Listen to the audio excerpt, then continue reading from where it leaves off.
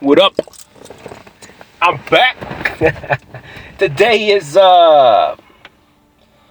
Friday, December 30th. I think. Yeah. This song right here is fucked up. It's good, man. It's a good song. It's beautiful. Cried many, many times listening to the song. I'm gonna cry probably a lot tonight.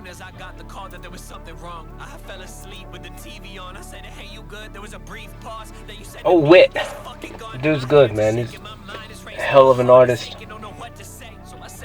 Don't know him, but all his music, man, it's real. It's real, and I appreciate it.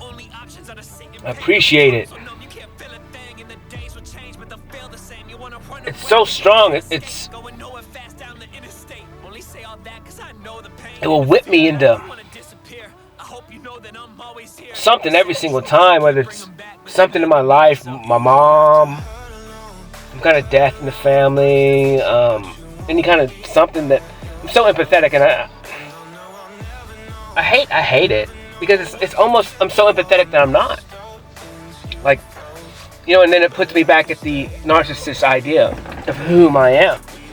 Where it's like, dude, I cared so much for so fucking long that, like,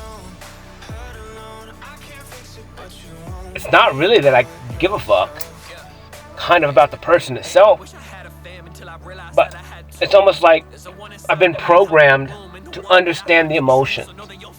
I understand the effects of the emotions that people are going through in me. And I understand and look at myself and I'm like, fuck. If these people feel anything like I do, like, at least in the moment that I'm with them, if I can just show them that it's possible to be happy, to overcome, to block it out in a weird way. I don't know how I overcome shit. I don't. Because I do face it. I do feel it. I do sit in it. But then it's like once I beat it and I don't dwell on it anymore. And I understand I can live in brief times and brief moments. But it's like I don't let those rule me for all of my eternity. And it's like, it's almost like understanding that everything that I go through is ultimately just a lesson on how to live and how to understand and control your emotions and control everything, really. Well, not controlling anything at all except other than yourself. And looking at everything as beautiful. And everything is just max fucking purpose. And I think and max beauty, max purpose, and understand that everything that you do go through, yeah, dude, it's supposed to fucking hurt. It's supposed to rip you to shreds. It's supposed to fucking just feel like you went through a meat grinder over and over again, because that's what my life was to me. Like, I understand that I'm a lot. I understood that I didn't love, evidently. I guess. I don't fucking know. It just always seemed that way, that I was the problem. And so I have to go on the understanding, assume that I was the fucking problem. For me to say that I wasn't the problem would just be stupid. You know? Because if every common issue of my life was that I did something, or that I wasn't getting the love, I wasn't getting the attention, then yes. I can't blame that on everybody else. It was me. So I was doing something wrong. And then coming to find out, like, what is that thing? What was it that I did? Like, who cares what anyone else did? What did I do? You know, did I push too much? Did I look too needy? Or was I too independent? And that's a lot of it. Fuck yeah, that's a lot of it. It's being too independent and not needing anyone. Well, fucking, that's the only thing I needed. But people couldn't tell, I guess, or I was gonna do it on my own anyway. And it's not that I needed anything physical from you. I just needed your attention and focus. Fuck, like, since I was little, like I said, I understood the concept of, like, yeah, I'm a fucking difficult human being. I've always had to do it on my own. that was something that happened to me as a child, and it fucking broke me from that day on. And so that's how I learned to live. And I created the Great Walls of Jericho, huge things that was unimpenetrable. No one could come through those walls. They were just too big. They were known for those walls. Like, it's impossible to break. And the only way to break them was to go around them for 7 fucking days. Give real time and attention over and over and over and over again. But no one's ever done that for me. So my walls never came down because all I needed was fucking 7 days. 7 trips. 7 days of consistency. Yeah. But what's in those walls? The greatest fucking love ever. And I broke those walls for me. I broke those walls for me.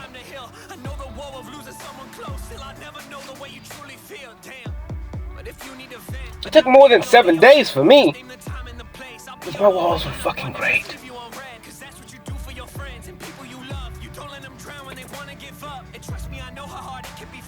But once I broke them, now people don't have to break those walls again. My walls are less. But I also, now I protect myself. Well, used to the walls protected me. But now I'm wide open. My heart is there. But now I protect. You know, like you, if you're not gonna show me time, fuck it. I'm going to have fun. I'm going to give myself more time and attention and love. And I understand that I only want one person to be with me. I don't need all this other attention because it doesn't fucking matter, because I can't give her the attention she needs.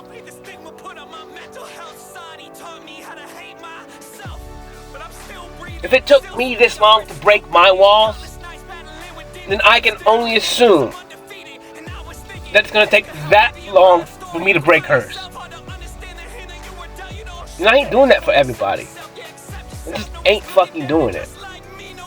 I'll do it for one. But no one did it for me. There ain't no fucking way I'm doing it for everyone else. And it's not about tit for tat. It's not about any of that shit. But I only want one.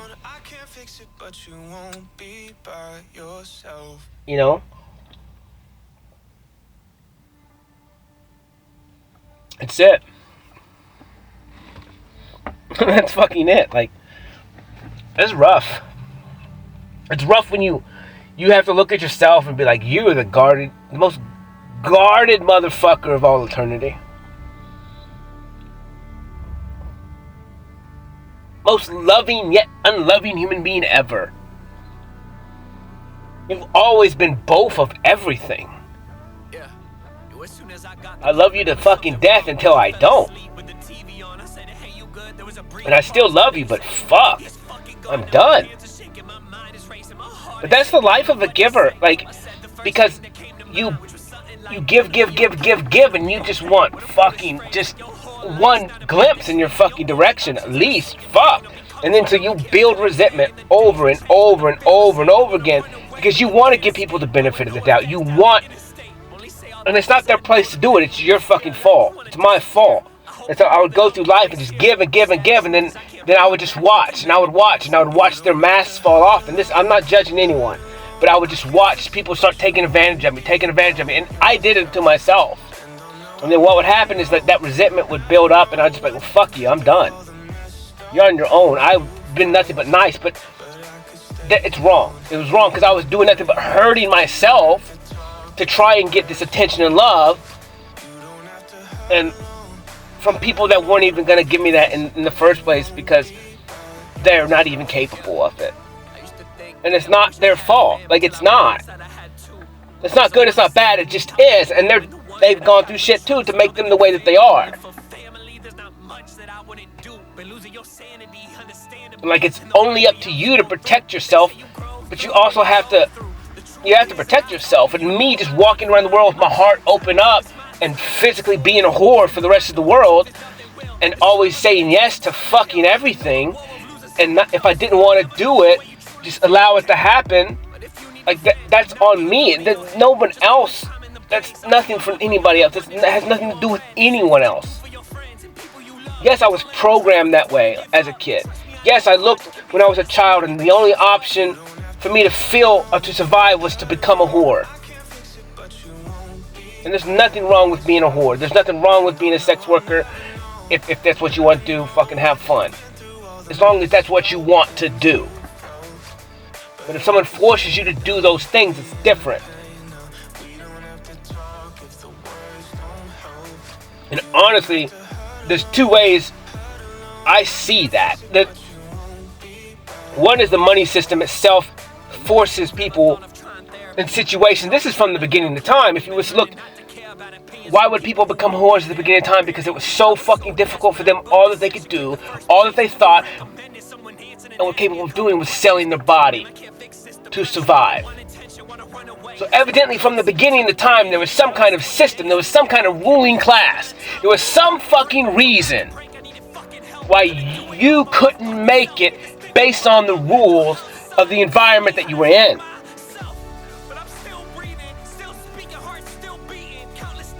So the only option was to sell your body. And then now we look down on people who sell their body physically for sex. We look down on them and call them sex workers and think they're bad, when all day, every day, you're fucking waking up at the crack of dawn, going to a job, selling your fucking body for somebody else. You're just as big a fucking whore as everyone else. As I am. Or I was. I may not have a lot of fucking money right now, but I'm not fucking whoring myself out to the world anymore either. I'm whoring myself for me. Whatever the fuck I want to do, I do it. And that makes me happy. It's not about keeping me fed. Me being happy is fed.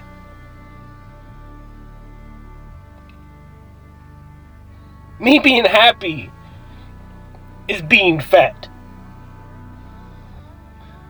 That is manna from heaven.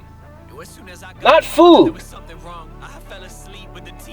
but manna. Reason. Reason to exist. Reason to have fun. Reason to smile. Why would you not want to smile? Why would you not want to sing? Why would you not want to dance? Why would you not want to love? Why would you want to suffer? Why is all this religion just praising someone for suffering a shitty fucking life? Makes zero fucking sense. It's the dumbest concept ever. Oh my God, suffered for me. He didn't fucking suffer for you. He's not even a god. He was a man. And you're making him, it's not even that. You're making it something that it's not, and then you're saying it's okay to suffer and then have human sacrifice. Everything is upside down and twisted. It's all for fucking control. They want you to be in this idea of suffering. That way it makes it okay when you're fucking whoring yourself out to your 9 to 5 every fucking day. To keep the people in the money system working. It makes zero sense. Zero sense. Then you have holidays and you worship something that you don't even fucking understand, that may or may not even exist. No one can tell you. And then blind faith. I'll tell you what blind faith is. Me fucking walking out the door every day and doing whatever I feel.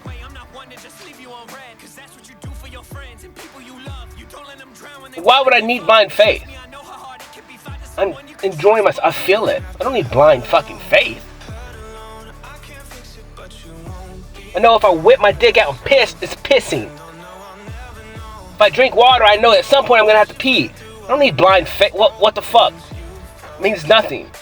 I know if I go out somewhere I'm gonna have fun. I don't know. The blind faith thing makes fucking zero sense. It's actually making me sick now.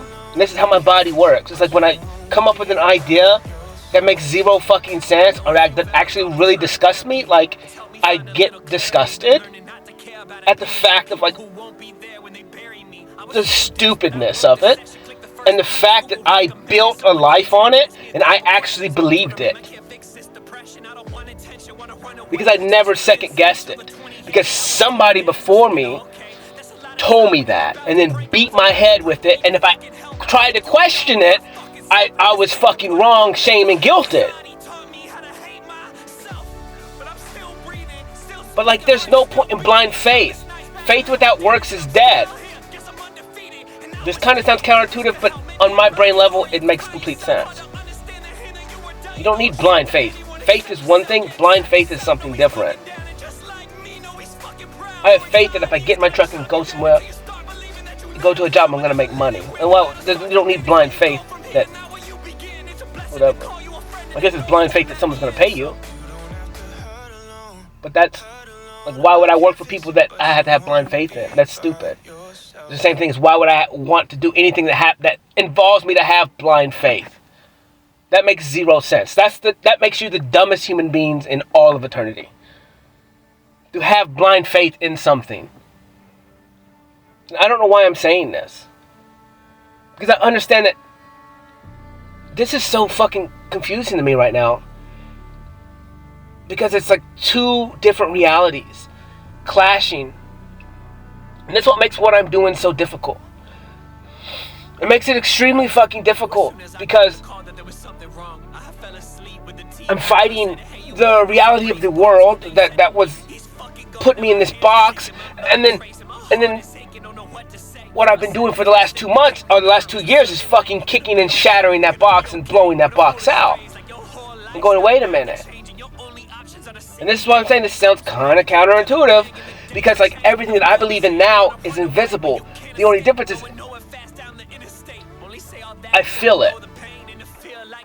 And so my cues and the reason why I believe in what I'm doing is because I feel it. Like literal feelings. And I can't even explain it because it makes me sound so fucking stupid. Because now I'm saying the tangible shit, which it's not, because the Bible and all that stuff is blind faith, as is any history book past 3 generations. And a lot of what I'm talking about now, you guys aren't even, I hate to claim this and I hate to say this, but I am black tongue, meaning the things that I do say, they do come for fruition, or there's a lot of weight on it. But what I'm doing is not even for us per se, it's for 3 generations from now, 2 generations from now, when the minds of the humans are open, when they're clean slated, when they're not just drizzled in drama and brainwashing from people above them in all this control. This is why the systems are failing. And it's going to be difficult times for a little bit, but as the lineages dissipate and go out, and then the new come in, the new kids, and they can come into a new world that's clean with new ideas, real ideas, right ideas, they're going to accept these understandings as is we've accepted the ideas that we were raised in as is. The only difference is the ideas that I'm preaching now is the truth of old, of the beginning, of the universe, of not of man, but as of the laws of the universe and nature, and the understanding of all these things. And this is where the Bible, this is where a lot of these texts come from, is because they're about the makeup of your body. And kind of with like the dark art type of stuff, this is the good and the bad, this is the both extremes. It's both the extreme on the right and the extreme on the left, the extreme of Christianity or any kind of religion. And we're just going to say that all religions are good.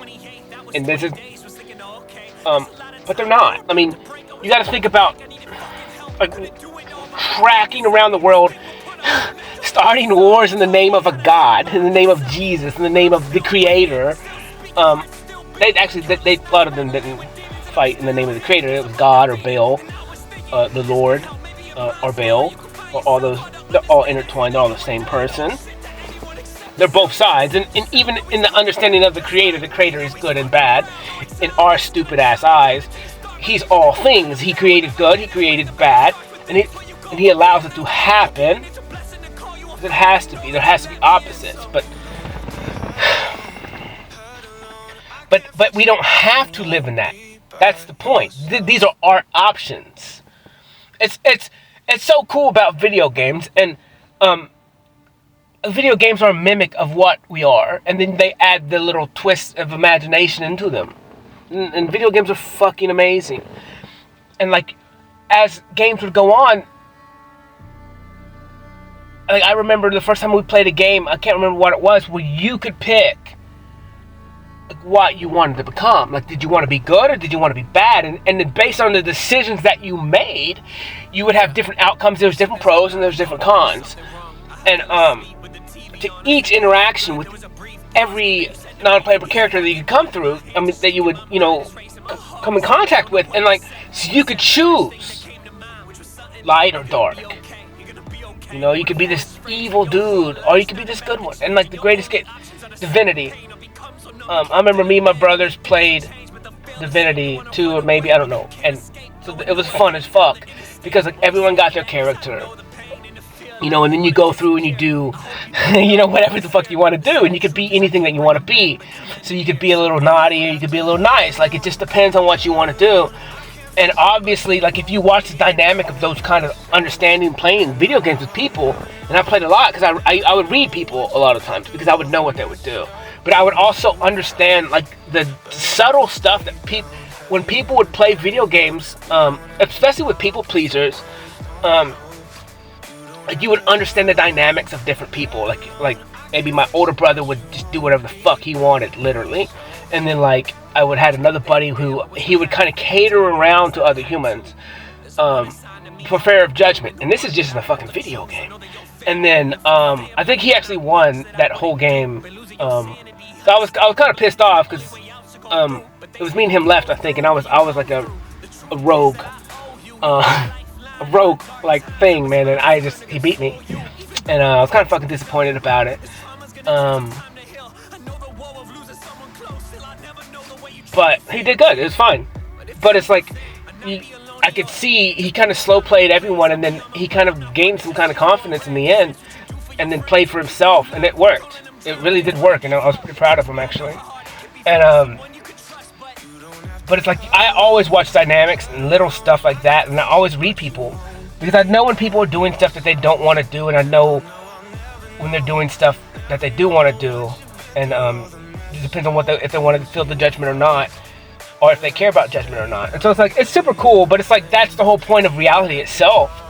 And then you start to understand that some people are raised kind of on the dark side, like maybe their family they came from money, in the higher echelons of people, and they're taught different moral compass than here in the Bible Belt, maybe. And but what's so funny about here in the Bible Belt is everyone hides things behind closed doors, because they're still doing dark stuff. They're still wife beaters. They're still getting drunk. They're still cheating on their husbands and wives.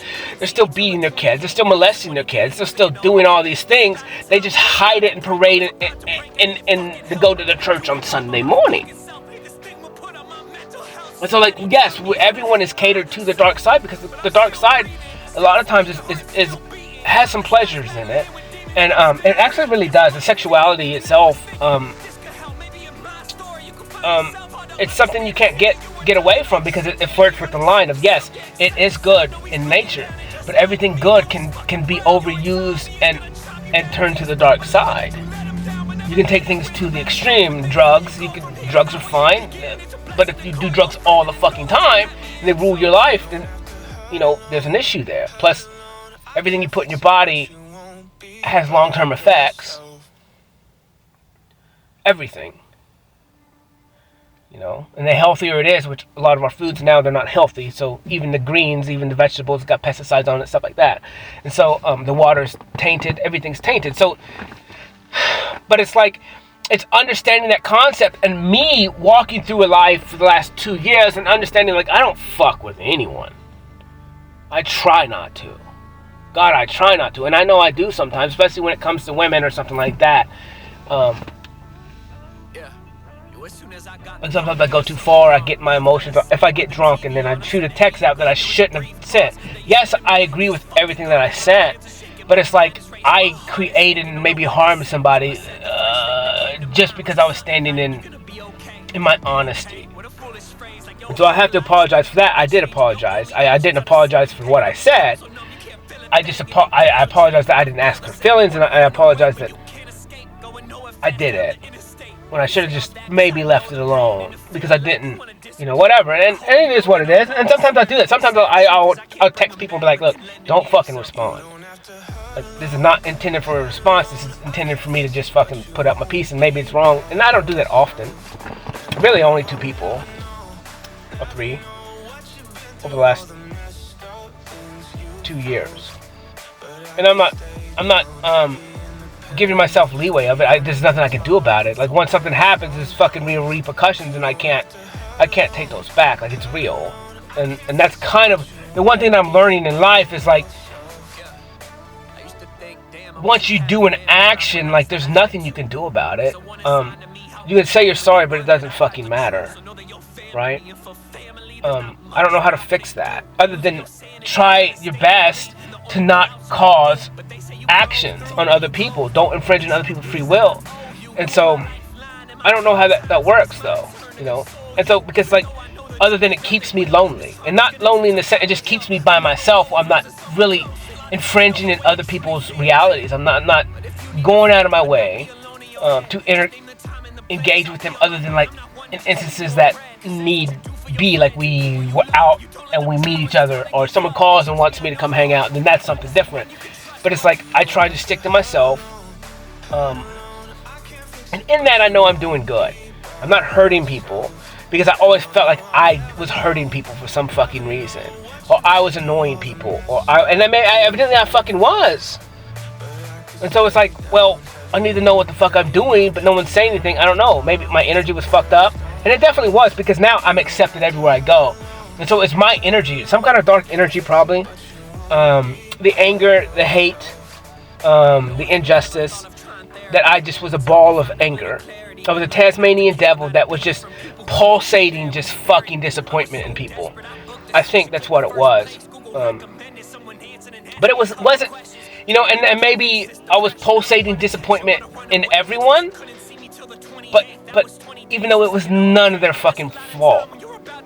It was just disgust of, like, the life that I was in, like, oh, pity party fucking me, like I had the shit into the stick.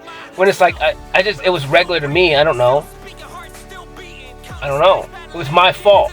I could have switched it at any time and chose to look at it differently with a different perspective. I didn't know. I didn't know. But all I can say is, what's the difference between when I started changing at 35 and now? Or whenever I started changing, whenever that night watching Random Acts of Kindness, and I said, fuck this.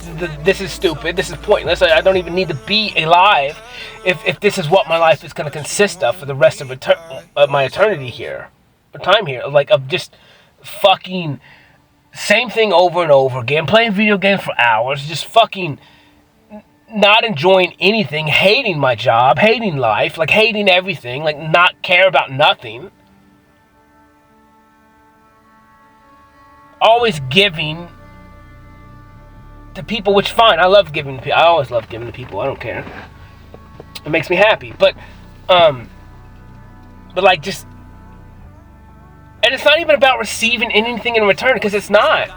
But it's just like that attention, just that little fucking something, that love, that mysterious love, that mystical love, and that I just never felt. I don't know why. Because it only makes me feel like I'm fucking the worst. Like, my whole life, and no one can say that that's not what happened, because it fucking is. And I understand it was my fault.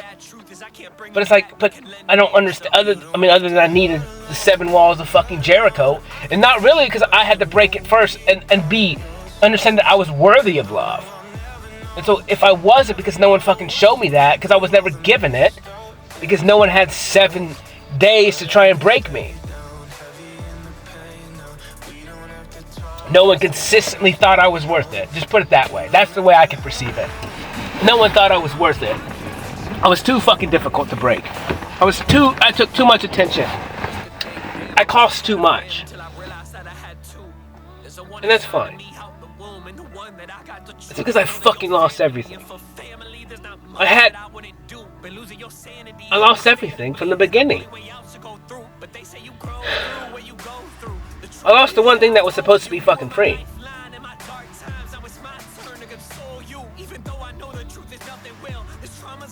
So the beginning of my life dictated what I needed just to fucking break even. And it wasn't there. It was probably impossible to give. It was. Because you can't replace something that's impossible to, like that's gone. Like it's impossible to replace it. And so, I was a fucking child. And I'm here now. So it's like, I don't know. There's no right, there's no wrong. It was all self-inflicted. And now it's just like, I just don't have time to go back and make things different. And it's not that I need to make anything different. Really. I've already wrote in my journal when this journey started. I mean, I've already wrote all. So when you say you're sorry to someone, really, like, it's not fucking for them. If you mean it. It is in a sense, but it's like, I could tell you I'm sorry, but if I don't believe it, I could hold on to that for eternity, right? And, I mean, you can't let them not accept it or do accept your sorriness to dictate your life. So you truly have to, forgive yourself. Like, and that's the whole point of forgiveness. It's not really fucking forgiving the other person. Who cares? Like, just don't hold on to that shit. They did what they did. You did what you did. But it's all about you. And like I said, it turns all back into this narcissist understanding of existence. But it's like, don't be a dick within that. And I feel bad, like, especially with sending a text or drunk text or something. And it's like, yeah, I get it. Yeah, maybe I'm living in some fantasy. Fine, I guess. But that's why I just keep my distance. And, like, if this is some fantasy that I choose to live in and it's helping me, then fucking, I guess. But then I can't overstep my boundaries and push either. And maybe the drunk text or something was that, right? And so I can't. I don't know. I'm sorry. I don't know what else to do. It's real. It happened. But whatever. I do laugh at a lot of shit that I do. And I'm creating my art and all that stuff, and I can't help it. But like I said, all this stuff is real to me. The tattoos I have are real to me. IVEA. Like, that's real to me. IVEA. I'm the vine. I'm the way. I mean, all this stuff happened. I got it written in my journal. Like, this shit happened right after I started changing and going through my stuff, and I started giving myself time. And like I said, I remember one night I asked what my name was, and it said Divine. It actually is spelled a little bit different, and then it came out later as IVEA. And but Divine was always there. It was spelled different. It may have been Eva, IEVE. I don't remember. I have to look at my book. But it was spelled a little bit different. But it means divine, an ivy, poison ivy, which is fine. I'm poison. And but poison's not bad. Poison's there for a reason. It's there for protection. It's there to destroy. I'm coming to poison the world. But what you may think is good may not be good. What you think is God may not be God. What you think is control of your government, which means control, but like, I'm coming to poison that, to break it, to kill it, to destroy the giants, the people that you didn't, you guys bitch and complain about it all the time, but you fucking do nothing about it.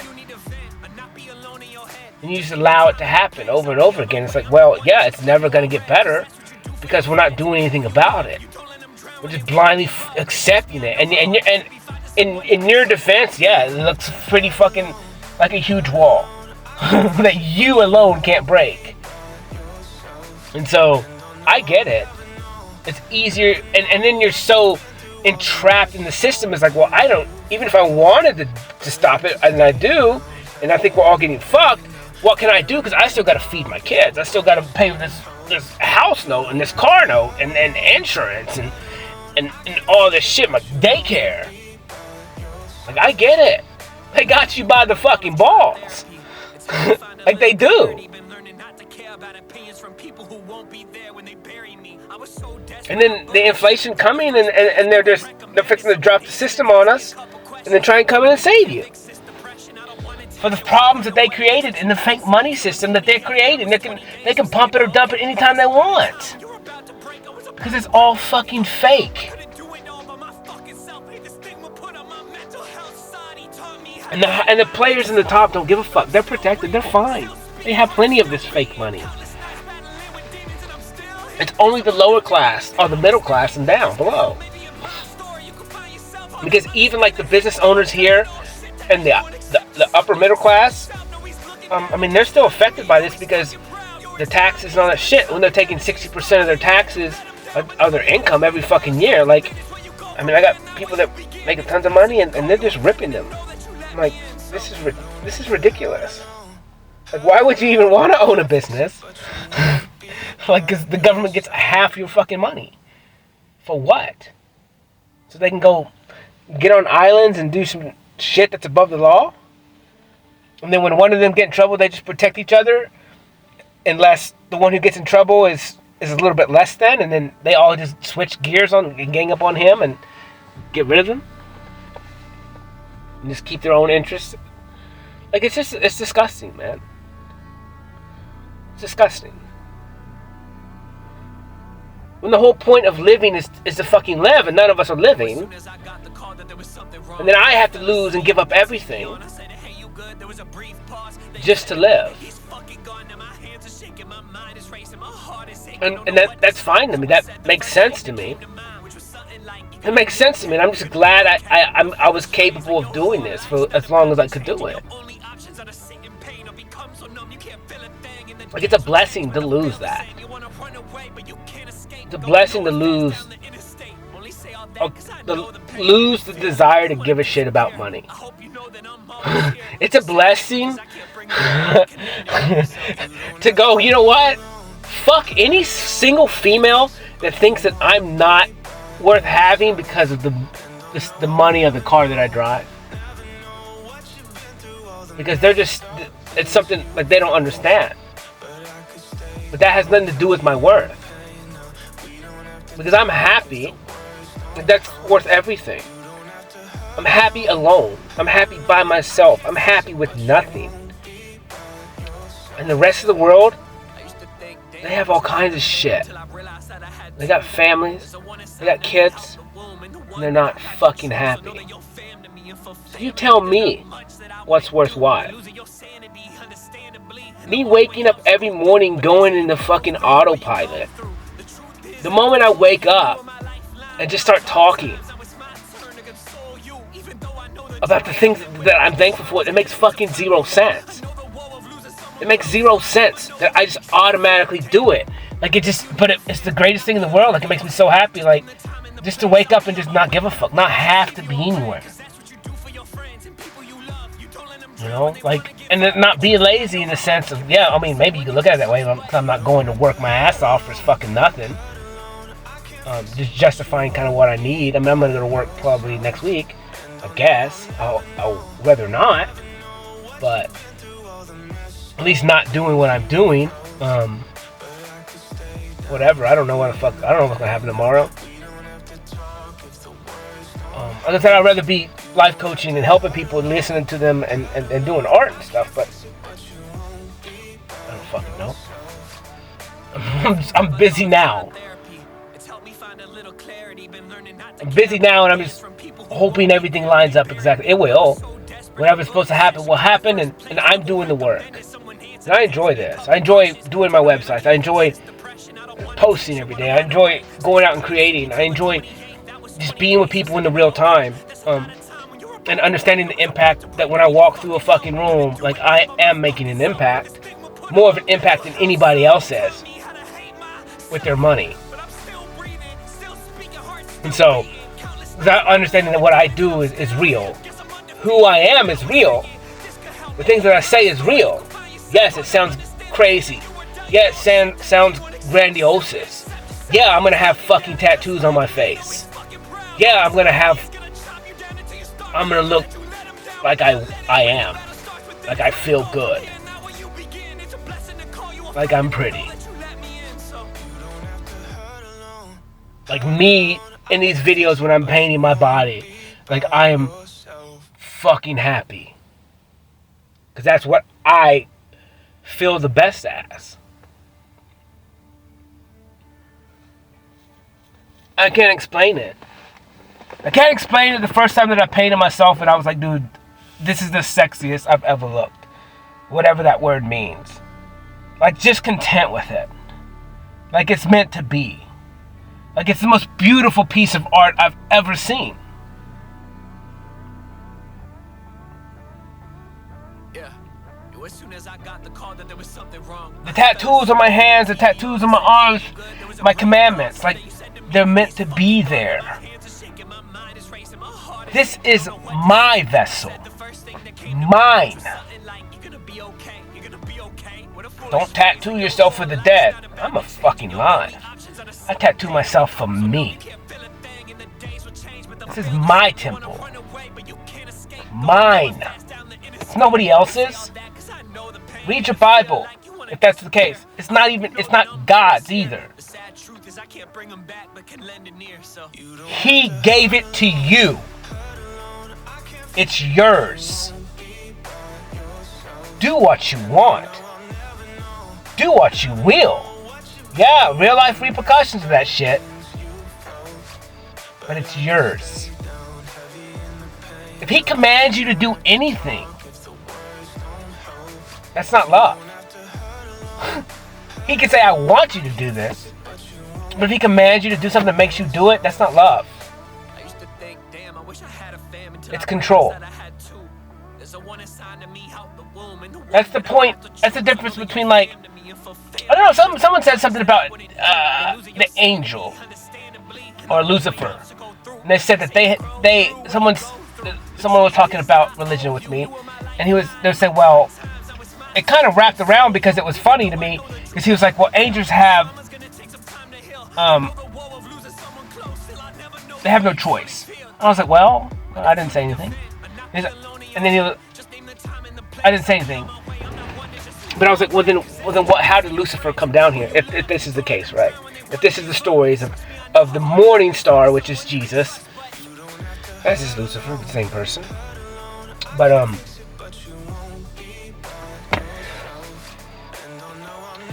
like, how would he rebel against God if angels have zero choice? And this is how you get diluted in the Bible, because there's many different interpretations, right? And then evidently, and then angels came down and mated with women, supposedly, in this Bible, and created giants, and maybe, who knows? I don't know, man. It's just, who knows? They're stories. But I think a lot of them are just ideas, but if that's the case, like, then they can do whatever they want. But there's real repercussions to everything. And that's the whole point. But it's like, God can't, if God's given you free will, then he gave you free will. Therefore, if he tells you to do something, or makes you do something, that's not free will. That's kind of my point. But it doesn't mean don't have respect for yourself, because this is your temple. This is your only gift. This is your only reality. This is your everything. Your vessel, your body is your everything. Like, it's the only thing that you have. And so you do need to take care of it. And hell, if you want to express yourself with tattoos, do it. It's yours. Could be real repercussions to it. I don't know. Evidently we're watching people have tattoos forever, so I don't know, they're not harming them, I guess, as long as you have good ink or something, but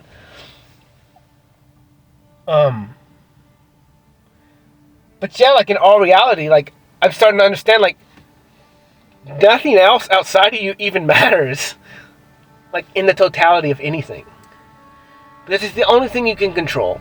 It's the only thing you perceive. And if that's the case, then just do that. And in that, me not trying to control the rest of the world, me not trying to control outcomes of things, me not trying to control anything other than me, at least human-wise, for the most part, as much as I can, not control anything and let them do, think, or be whomever they want to be. Now, and then the Cody of me, he's like, well, that's counterintuitive, because you shouldn't just be talking anyways then, because everything that you're saying is going to be warping other people's minds. And I'm like, well, I get it, but you have free will. You don't have to listen to this. So if you are listening to this, then evidently it caught your attention long enough that maybe this kid has something to say that's true. Maybe these ideas do resonate with me. Maybe they make me go, uh-huh, or huh. You know, maybe this kid's got something. Maybe this kid knows something that we don't know. Because everyone else in the world is doing all this shit, pretending to be happy, pretending to be godly. But I see them cheating on their wives, cheating on their husbands, destroying their kids, divorced left and right, you know, getting hammered and then waking up, going to church on Sunday, cussing the waiters out after church. You know, I'm using religion because it's like, if you're going to be bad, be bad. That's the point of, like, fence riding. Because you're calling judgment on yourself. And so the whole point is, like, if you're going to be naughty, fucking go be naughty. Like, if you're going to be good, then go be good. Because I think the torment, the split in the middle, when you're on the fence, this is the whole fence thing, is when you're on the fence and you're getting pulled in two different directions, that's one thing. Now, when you're choosing to sit on the fence and then you're going, well, I'm going to be naughty today, and you hop off the fence and you go be naughty and you have no shame and guilt in it, and then you run back into the middle and then you go do good things because you go help people the next day, but you don't have any shame and guilt. Like, that's the right way to do it. But when you're being pulled to do opposite things, or like you're going, or it's different. It's because you're not in control. And you're allowing other people's ideas to control you. And where what I've done is I've done things where I'll go do naughty stuff or whatever one you want to call it, but there's no shame and guilt in it. I'm not hurting anybody. This is my body. Whatever the fuck I want to do, I can do. There's real rules, there's real repercussions to it. And so you just have to understand those and be okay with that. But for me to go, wait a minute, there's this random ass book that tells me these things that I shouldn't do or should do. And it's not saying that the Ten Commandments aren't good, because they make perfectly good sense to me. But I guess, I don't know, I have to read them all again. But like I said, everything within the capacity of yourself is fine. This is why I talk about don't infringe on someone's free will. Meaning if you have consensual sex with anyone, who cares? As long as it's consensual, as long as you guys agree upon it, as long as you guys are of the age that makes sense. It's an issue with kids and underage. I don't know what the age should be. I'm not going to touch on that. Obviously, older is better based on our system right now.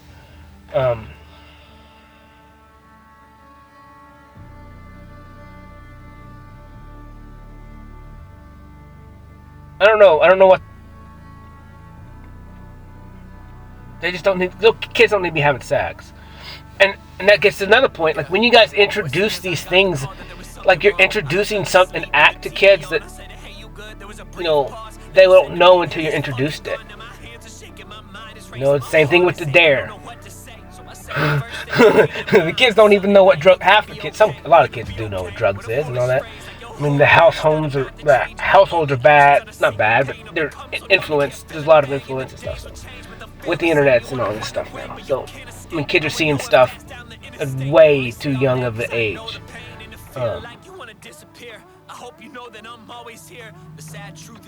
Which brings me to the point that's kind of weird. Like, you think about like villages, right? So say like a tribe or a village, like when do those kids get introduced about sex and drugs? It was probably at the appointed time that made understanding to them. I'm trying to think how to word it.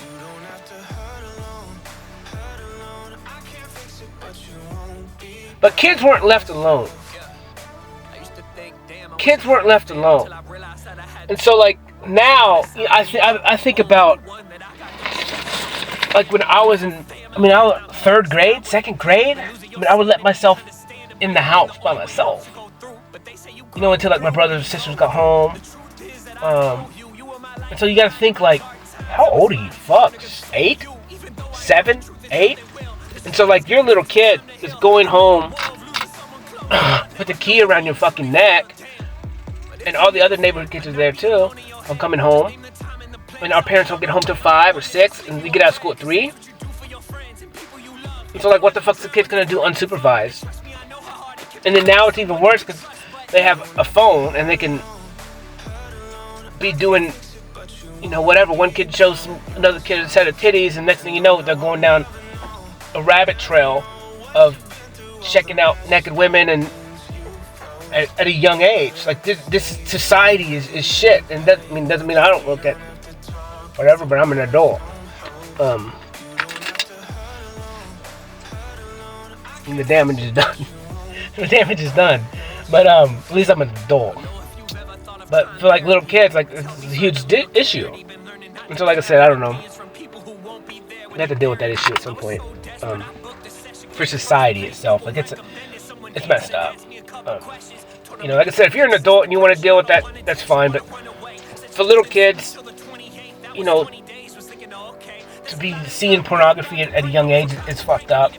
And it messes with kids' developments in their brain and stuff like that. So it's only gonna get worse. It's only gonna get worse.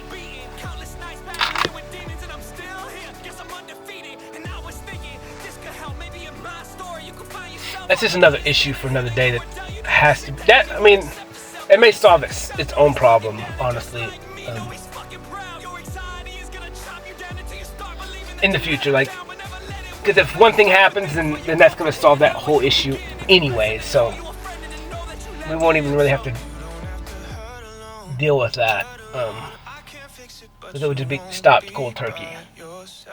Plus, like, if it gets you out, yeah. I guess. I don't know. Depends on the way in the future. There's many different options. There's many different ways. I feel VR is definitely the future. But VR is for sheep. VR is for sheep. VR is for people who are not in control of themselves. VR is for people who cannot think for themselves. I know this for a fact.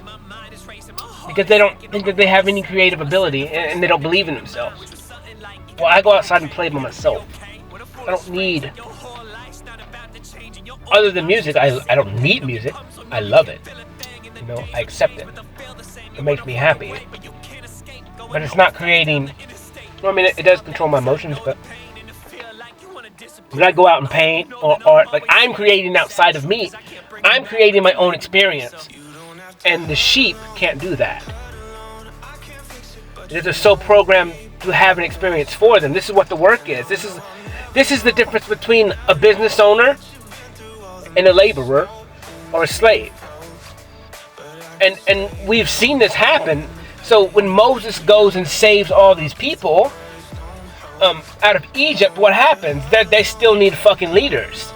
they still need direction because they can't think for themselves. They still need a God to pray to.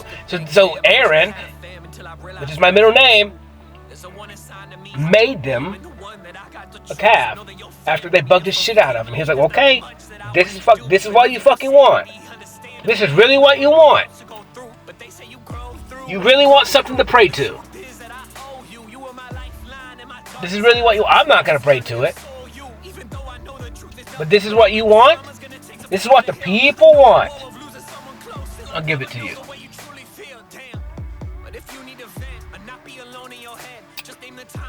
And so he made them. He said, give me all your money. Give me all your gold. I'm physically going to do this to you guys. I'm just letting you know. I'm going to say, okay, this is what you want. This is what you want. Because you can't create for yourself. You can't take care of yourself. You can't deal with your own time yourself. You need someone to provide entertainment for you. You need someone to provide a reason for you to exist. You need someone to provide fucking everything for you. I'll give it to you. Give me everything you got. And I'll provide. And then they're going to be like, okay. And they're going to give it to me. And I'm going to create you a God.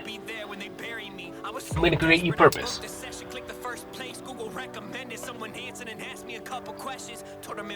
But only because you asked. Only because you bitched. Only because you cried. Only because you got your sheep. And you're going to listen to this and you're going to be like, no, that's not me. I'm going to go, I hope you're the one person who's beside me, living life, and not stuck in VR.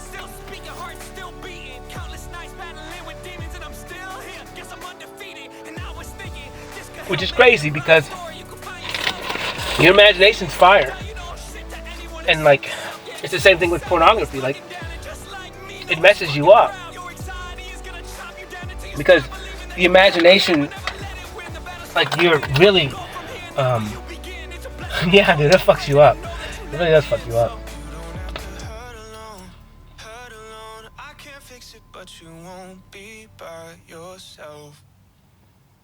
It does fuck you up. But it can be fixed. With time, attention, and focus, it can be fixed. With real love, it can be fixed. You can start over, be new. But whatever. And so yeah, and they prayed, they wanted a fucking God, and Aaron was like, okay. Boom, there it is, have fun. Moses comes down. What are you guys doing? You guys are stupid. And evidently the earth opened up and swallowed all these people. They were swallowed by their own.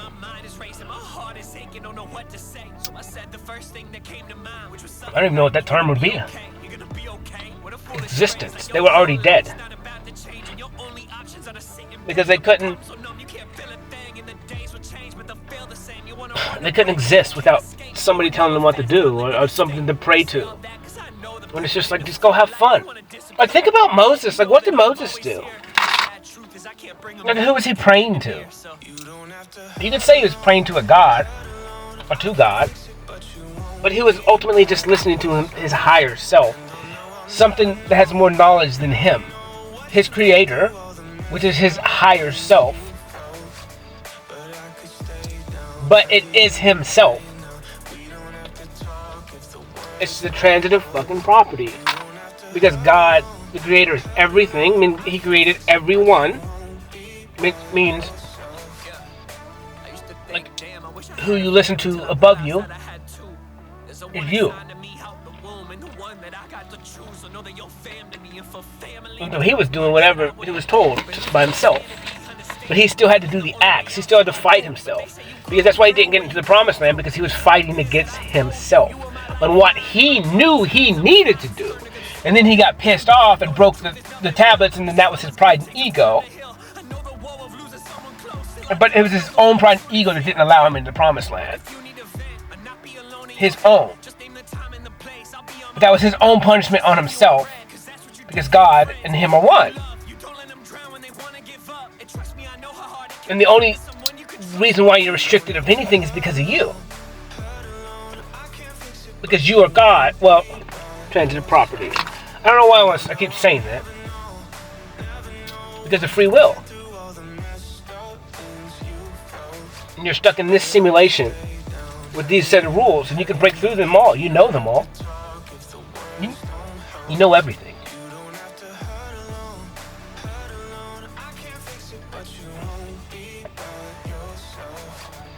Whatever, man. I don't know. It's fun. But yeah, I mean, that's what's going to happen in the future. I mean, you guys are calling for it. I talked to a guy, and this was the concept. This was the thing. As we were talking about the government, and we were kind of talking about what's going on, and how everyone hates and is watching the government control you, and they're going, we hate this.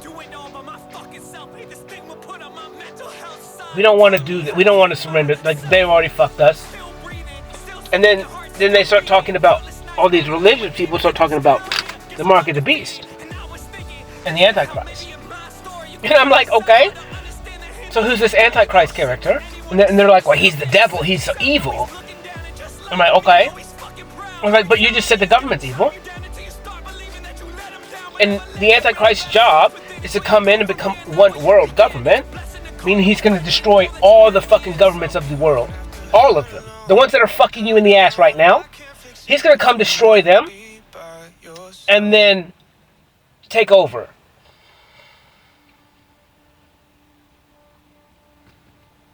So what do you want? Do you see my point here? Do you want to be a slave to this? Or do you want to be a slave to this? Because evidently, it doesn't fucking matter. You're always going to be a slave.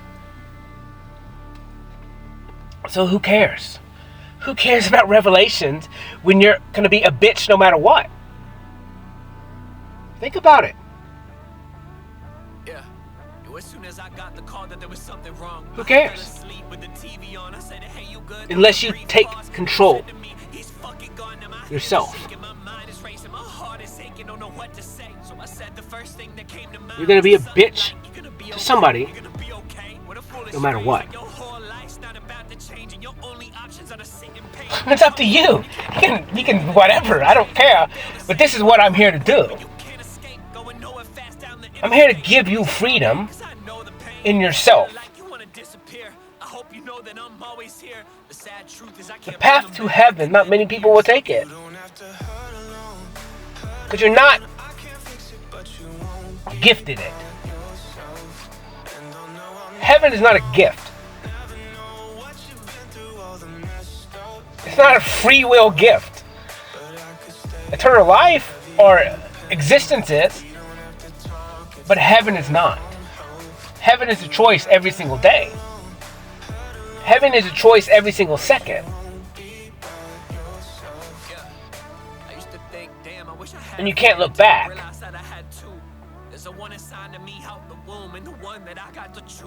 It's very difficult. And once you're in it, I mean, you can't. It's hard to go back because you can get tricked for a moment, but it's like when you live in the now, like you can just whip out of that existence real quick. Like you're just like a major teleporter. You can just teleport into whatever existence you want at any point in time. And there are real repercussions to it, but everything's changing. And like I said, the only thing that ties me to this world right now, for the most part, is money. And understanding that I have bills that I technically have to pay. And so I gotta go work enough to pay those, you know. But like in all reality, I can go buy a bag of fucking carrots and be good for a couple of days. Just eat fucking carrots. I don't have to go to restaurants and spend money on food. As much as I love food, you know, and I don't have to. I can have just as much enjoyment. I wouldn't say just, well, yeah, honestly, just as much, obviously, because I do it. And I live in the moment. And so whatever I'm eating in the time in the moment that I'm in is the best thing that I can possibly have at that time. And then there's some days that I want to go to a restaurant and spend $30 and get fucking something different. Or there's sometimes where I can just eat carrots for 3 days for $2. But maybe I want to go to a restaurant because also I'm getting the experience and meeting people. I want to go see somebody. So I'll spend $30 fucking that I shouldn't. Over and over again to go spend time with people. Or I'll go spend money somewhere else that I shouldn't. Spend time with people. But it's about the experience. It's just fucking money. So I justify everything that I do. And I spent way too much money to go fucking spend time with people. But to me, it was worth it. I'm not saying that. I'm fine with it. I'm fine with spending money to go hang out with people, to go talk to them, to hear their stories, to hopefully help them with my ideas. That's kind of what I've done especially for the last year. I spent way too much fucking money going to places that I shouldn't be eating every fucking day. Spending thousands of fucking dollars to be with people when I shouldn't have. It's not that I shouldn't have. It was just what I justified. But it's like, I don't care. It is what it is. But I'm just saying these are things that you justify as you're going through. But it's like, I didn't need to eat that expensive meal to be happy. But I did do those things because it did make me happy, if that makes any sense. An attitude. And they helped me. That's what I'm saying. A lot of it is they helped me learn about myself. They helped me do all these things. It was worth my money and time. Definitely was. I don't complain about it at all. And it was exactly what it needed to be. It was actually perfect. And so it's whatever. I don't know. It's not good or it's not bad. It's just what I did. And what, you could live in regret saying, well, I would have so much more money. That's the point. Is you can regret anything you want to. But it doesn't change what you're doing now. And I don't regret any of it. I could say, well, I would have a lot more money. But in all reality, it doesn't work that way. Because it doesn't fucking matter. So there's really no point in talking about it. It was perfect. It was exactly needed. Even in the time when I was doing it, every day I was like, dude, it's fucking worth it. It's worth it. Every day. I knew exactly what I was doing. I was like, fuck it. Spend the shit out of money. I don't give a fuck. This is fun. This is helping me through this process. I understood I was going through a lot of healing. I was going through a lot of battles. And I needed to be at places where I felt comfortable and safe. And I needed human interaction to know that I wasn't alone. And to understand the reasons and the things that I was doing was not only just for me. Because, like I said, what was imprinted on me was really hard for me to do stuff just for myself. And therefore, I had to trick myself. This whole journey for me was a trick. A major trick on me. Knowing what I needed to do, but that I am such a stubborn-ass human being that I had to trick myself over and over and over again to make myself do stuff that was out of my comfort zone and that I was complacent with not doing. But if I didn't do those things, then what would the point of me being here? Because I was miserable and stuff before. And so it's everything I made it the hugest game of all time, where it's playing this game of just fun trickery, chess level shit for me. And the meeting certain people sparked me. Meeting my muse definitely helped me more than anyone. And even it gave me some weird kind of focus. And it was almost like having a buddy with me. Just in the sense of I don't know what it would be. Almost like a friend.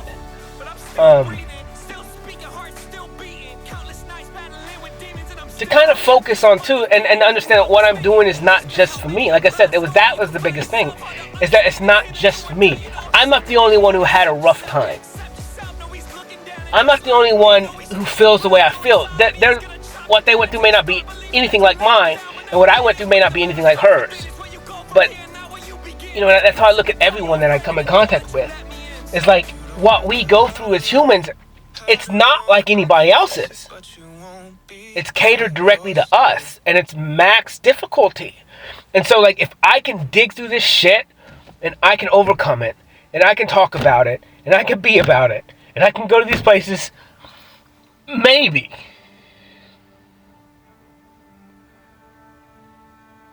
I can just let them feel that it's possible to be happy. It's okay. You can overcome this stuff. Yeah, I had to do it alone, and everyone has to do it alone in our reality, but if I can be just a little bit of inspiration or something, if I can just rub off on them and give them the idea that they can keep going, then that's what I'm going to do. And then I see you. I feel you. I understand you. I love you. And I don't want you to feel like I felt my whole fucking life. And so I appreciate all of it. All the people I've met, man, all of them. They're fun. Great experience. Spending time with humans. I don't regret any of it. I don't regret any of the money. It makes me laugh. It does make me laugh. Just like in the totality of how much money I have spent. It does fucking make me laugh. Just like, dude, you're really good at spending money. I'm like, yeah, pretty fucking good at it. I'm pretty fucking good at it. And then, because then, like, I'm in the opposite now. Where it's like, I'm not with people anymore.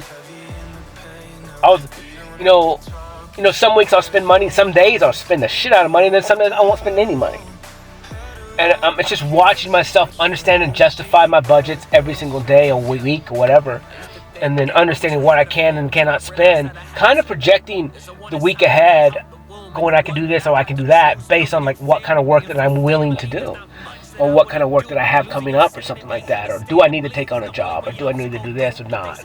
Like what's important to me like during this week? Like, is my healing journey more important than me going to make a couple grand? And 90% of the time it's like, yeah. I'm just, until this person kind of pushes me, I'm not even gonna fucking go work, because I'm fine eating carrots. I don't know how I weigh the scale other than I love myself more than I've ever loved myself. And it's just like, I don't know what else to do other than I just want to be with myself as much as possible and doing what I want to do. And then trying to kind of play, when I do go to work, trying to just play in that. Like, you're seeing my pictures if you look at any of them. Like, even when I'm at work, I'm taking pictures. Like, if I'm walking between houses or in the sun, like, I'm taking pictures of the sun, taking pictures of shadows. Like, and having and integrating fun times while I'm working. Like I said, I do listen to my talks, too, when I'm working. But it's like, at the same time, I'm restricted when I'm at work. Because it's like, there's real tasks that need to be done that I can... they're not that fun. Like, me remodeling the bathroom is not fucking fun to me. In the sense of, like, it's too boxed. I'm in a box. I hate fucking boxes like that. I love the box, but I don't like the box. Like, that's restricted me from my ideas, right? I want to be able to do anything and everything whenever I want to think of it. And so... that's kind of like, in my art itself, is like, I never restrict myself on what I'm doing. I just live in the moment, and when I'm living in the moment, I have zero expectations and no outcomes planned. Therefore, like, whatever does happen, I cannot be disappointed in it because it's everything greater than I expected. Because I expected nothing. I was just going to allow it to happen, and that's how I live. And so it kind of does suck when I'm going to work sometimes, because it's like, I mean, it's cool, I guess, but not really. Like, it's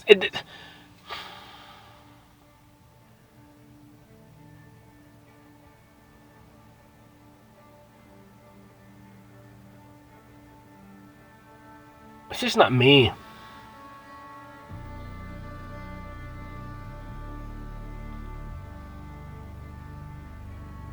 Like, I don't know, because I'm torn, because, like, I want to help people, like, especially if people got issues that need help. Like, I would love to come help you.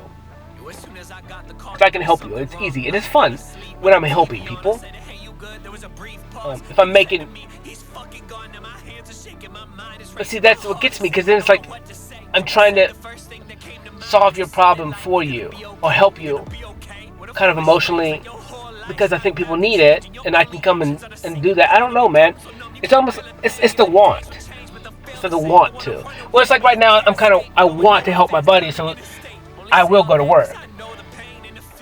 Because, yeah, I get paid, but I want to help him get through with these houses, too. And so, it's like it's the difference between wanting to work and having to work. That's two different things. Two different things. It's difficult. And so I understood that I've lived this way for like 2 years, and yeah, maybe it's gonna have to change. I have to go back to work more, and that's fine, especially if I want like a mate and kids. Like I'm gonna have to provide. I'm gonna have to have money, I guess. I don't fucking know. Whatever. We'll see what happens. We'll see what happens. But I just understand that concept, and then it's like, but then again, it's like, once I have a reason to, right? Like I have a reason. Like I went to Target tonight, and I walked in there, and I was looking at like, I don't know. I just walk in and look at toys sometimes, just because toys are cool as shit. And I don't know. When I was little, we really didn't have a lot of toys. Like I think we had like one before my dad left. I can remember we would have a lot of Christmas presents, but then after that, no. And so, I don't know, I saw some baby's toys and I was like, man, that shit's cool. I was like, dude, I gotta fucking go to work. Like, that was my first thought. It was like, I gotta make so much fucking money that I can buy those kids whatever like, not everything, but I can get those kids presents.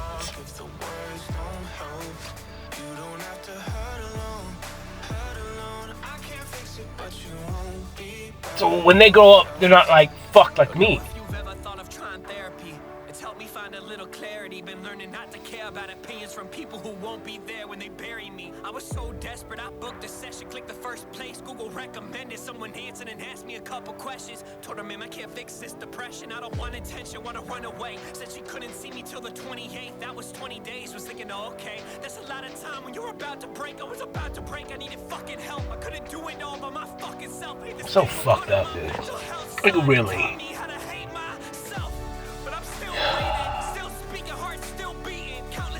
Like when it comes to like relationships, gifts, birthdays, celebrations, dude, I have no fucking idea. Like they don't make sense to me. Like they don't exist for me. It doesn't make any fucking sense. Like what do you do? Like it's so fucking confusing to me.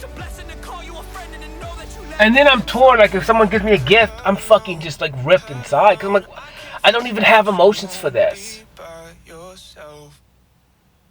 Like I'm appreciative, but like, well, I don't get it. Like what kind of fucked up shit is that?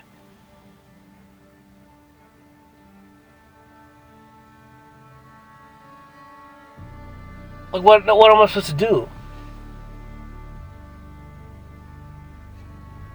It makes fucking zero sense. Like, what the fuck am I supposed to do? Yeah. As soon as I got the call that there was something wrong. Like, you gave me something. What the fuck am I supposed to do? Like, what the fuck is that? I don't get it.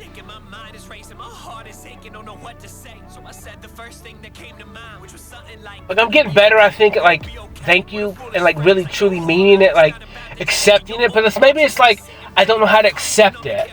Like, what am I fucking supposed to do? It fucking makes zero sense. I'm so fucked up in the head. And then, like, I don't care. Like, I love to give you stuff and disappear. Like, I'll give you stuff and fucking disappear. I don't know why. But I don't want you to, like, think you owe me anything. So I don't fucking know. I'm so fucked up. I don't know. I don't have those relationships to fucking understand what I'm supposed to do.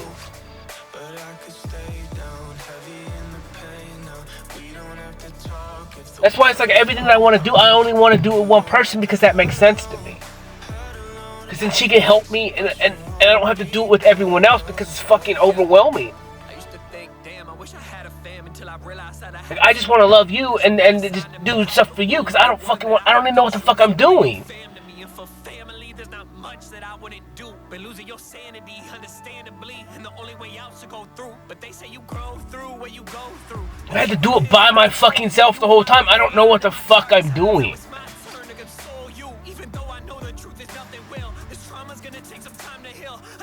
woe of losing someone close. Still I never know the way you truly feel, damn. But if you need a vent or not be alone in your head, just name the time and the place. I'll be on my way. I'm not one to just leave you on red, cause that's what you do for your friends and people you love. You don't let them drown. You know, that's kind of cool, because like the gratitude in the morning is helping me with that, because it's like I accept everything and you're just being thankful, and I'm thankful, and I think that's the thing.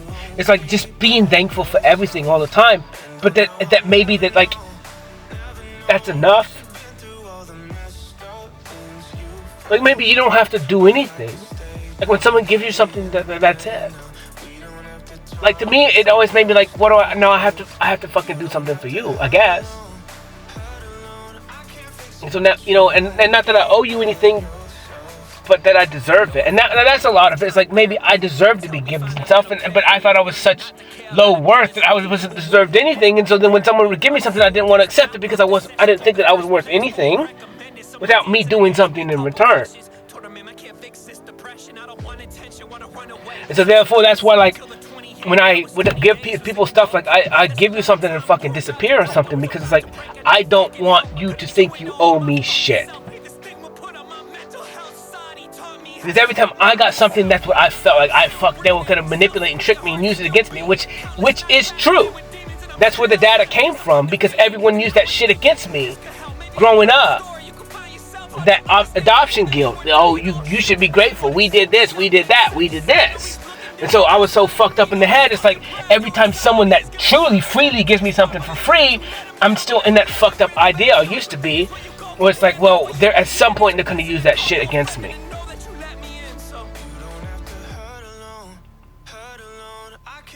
Like I said, and that dictated a lot of the things that I did, where I would get the feelings to freely give someone something or whatever, and I would do it. But then in that act myself, I'm like, well, I can't stay here because then they're gonna think that I owe them something, or that they owe me something, and so I have to run. Because everyone that ever gave me stuff used this shit. Not everyone, but the majority of the times they would use that shit against me, and so then I'm fucked and broken in the head. So then I would just run. I would freely give you something and be like, well, the only way that I can make sure that they don't think that I owe them anything is by fucking disappearing. And then I just self-sabotage myself because I'm a fucking retard in that concept, based on the broken damage of the people before. And then so someone gets penalized because of somebody else before. And it's the same thing with my whole life of me not being able to love, or all this fucking brokenness, is because something happened to me when I was a baby, multiple times, whatever, and then boom. Now I'm an adult with the walls of Jericho.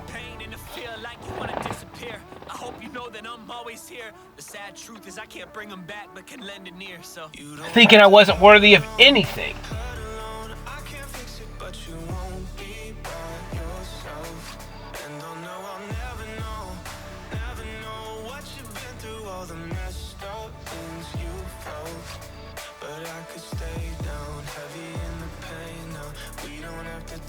If the words don't help, you don't have to hurt alone. I can't fix it, but you won't be by yourself. Yeah, I used to think, damn, I wish I had I'm a fucking problem. Man, whoever I end up with is gonna have to be one patient human being. There's not much that I wouldn't do, but losing your sanity, understandably, and the only way out to go through. But they say you grow through what you go through. The truth is that I owe you. I mean, I'll try my fucking best, but I'm fucking destroyed.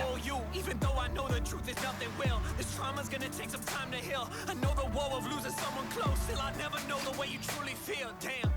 But if you need a vent or not be alone in your head, just name the time and the place. I'll be on my way. I'm not. I mean, I'm good. I'm good in the sense, but it's like, but this is what I keep saying. Is like, that's why I can't trust people. I only want to trust one. Like, it's that fucking simple. That's the simple part. It's like, I can just trust you. Like, in the discussion. And then it's good. But I can't go trust the world. Because I got broke by them. So I'm never going to trust the world. It's just not going to fucking happen. So it's like, boom. I trust that. I trust her. It's it. In a discussion. Like, I went and got a pedicure thing, and like, I just wasn't touched as a human. Which is fine. Well, I was I was so desperate, I booked a session, click the first place, Google recommend. So me and my little brother called me on Christmas. We had a good talk. You know, we haven't talked much in a while, but we had a good talk, and it's so weird. I go to this place, Don Miguel's, and it's so crazy, man. My life is fucking fire. And there's these people that have like a taco, barbecue, brisket, cart or a thing that travels. And they were at Mount Haven one night. I met them, and then they were at like a Halloween party that I went to. So I've seen and interacted with them multiple times. Had long conversations with them, and cool people. And then so at Don Miguel's, I go there and eat, and then there's this girl there, and she's an artist, and I talked to her, and then evidently that woman's her mom. And like I walked out at Don Miguel's one day, and she was in the van, so she rolled the window down, and we and her started talking. And we just started talking about, I don't know, everything. And like I said, I had a conversation or something, and it may have happened before this, and I will probably throw up during this conversation. But we kind of started talking about like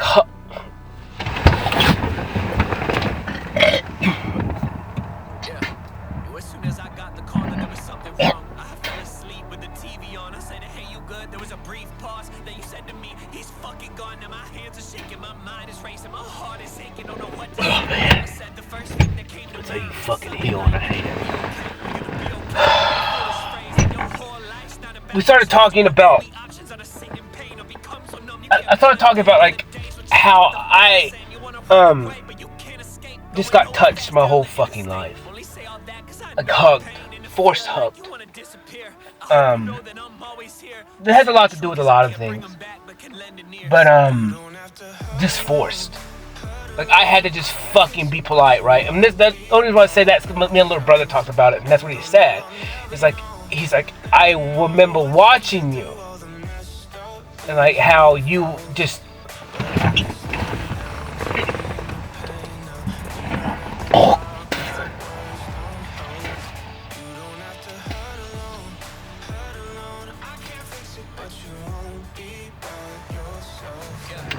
Oh, fuck me. And how you would just like, you just didn't like it. And I know I didn't fucking like it at all. It was the worst thing ever. Like my whole life I had.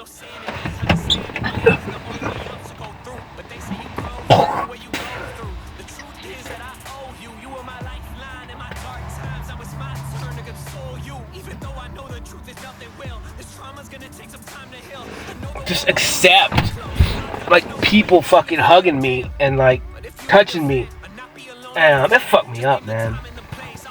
It fucked me up like bad, and like so bad. Dude, I feel so much better now though. Getting that shit out. It's not as bad to talk about now. That's how my body dispels some like awful ass shit. And but yeah, dude, it fucked me up because like I had no choice. Like this is not anywhere comparison to like I was diddled and shit.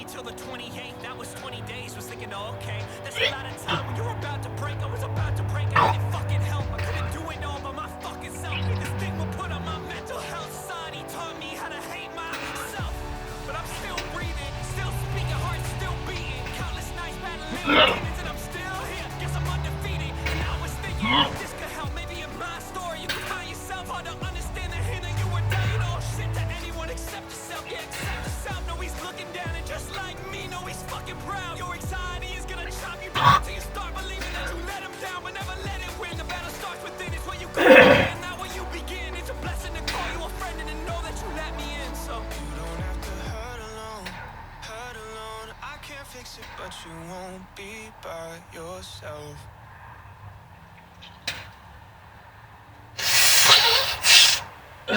Fuck.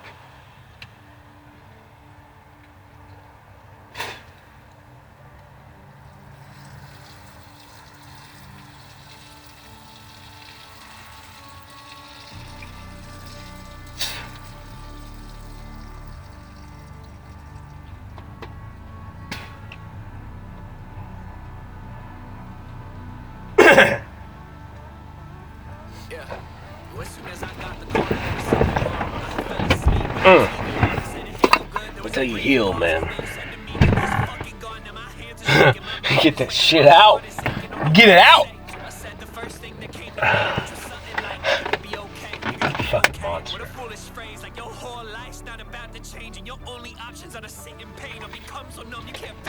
Whatever, man. So I was diddled. So that shit fucked me up. And then I can always pick up on people's energy too, which is a lot of it. And so when people would touch me, and they were not good human beings, and they're not, darkness and disgust and all this other shit, and I was forced into allowing the hands of them and the body of them to touch me, fuck me up, dude. And so like I hated it. I hated it. I always hated it. I always will hate it. Now it's a little bit different because I can block people's energy. Plus I don't touch people anymore. I don't engage in touching people. I don't touch them. Like I don't touch at all. And it's bad, but it's not bad. It is in the instance of like maybe like someone that I want to be like romantic with or something, or like because I won't touch them unless it's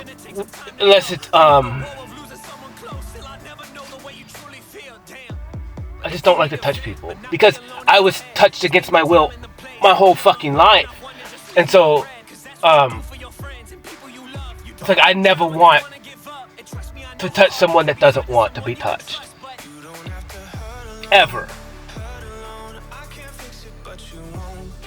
And so like I just lived my life this way, and it's really not good in this sense, especially when women want to be physically touched by you, or like you need those interactions to help kind of show that you want them and shit like that, but I can't do it because I got it done to me so much that I was disgusted because I couldn't not take it. I couldn't not say no. Like I wasn't allowed. I just had to fucking just and just allow them to hug me or touch me or whatever the fuck that they did in whatever instances, all the instances.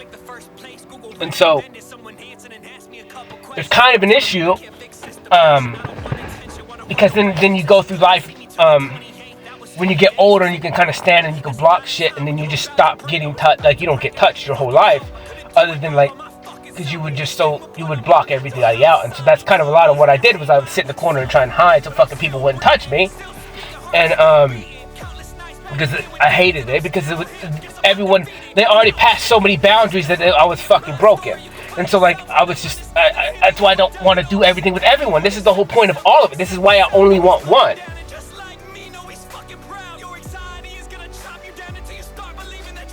And then like my kids will be fine, but it's just but now I'm getting better where I hug people and I don't touch people, but it's only when it's warranted or accepted or welcomed. Like it's always gonna be that way for me. Like I don't,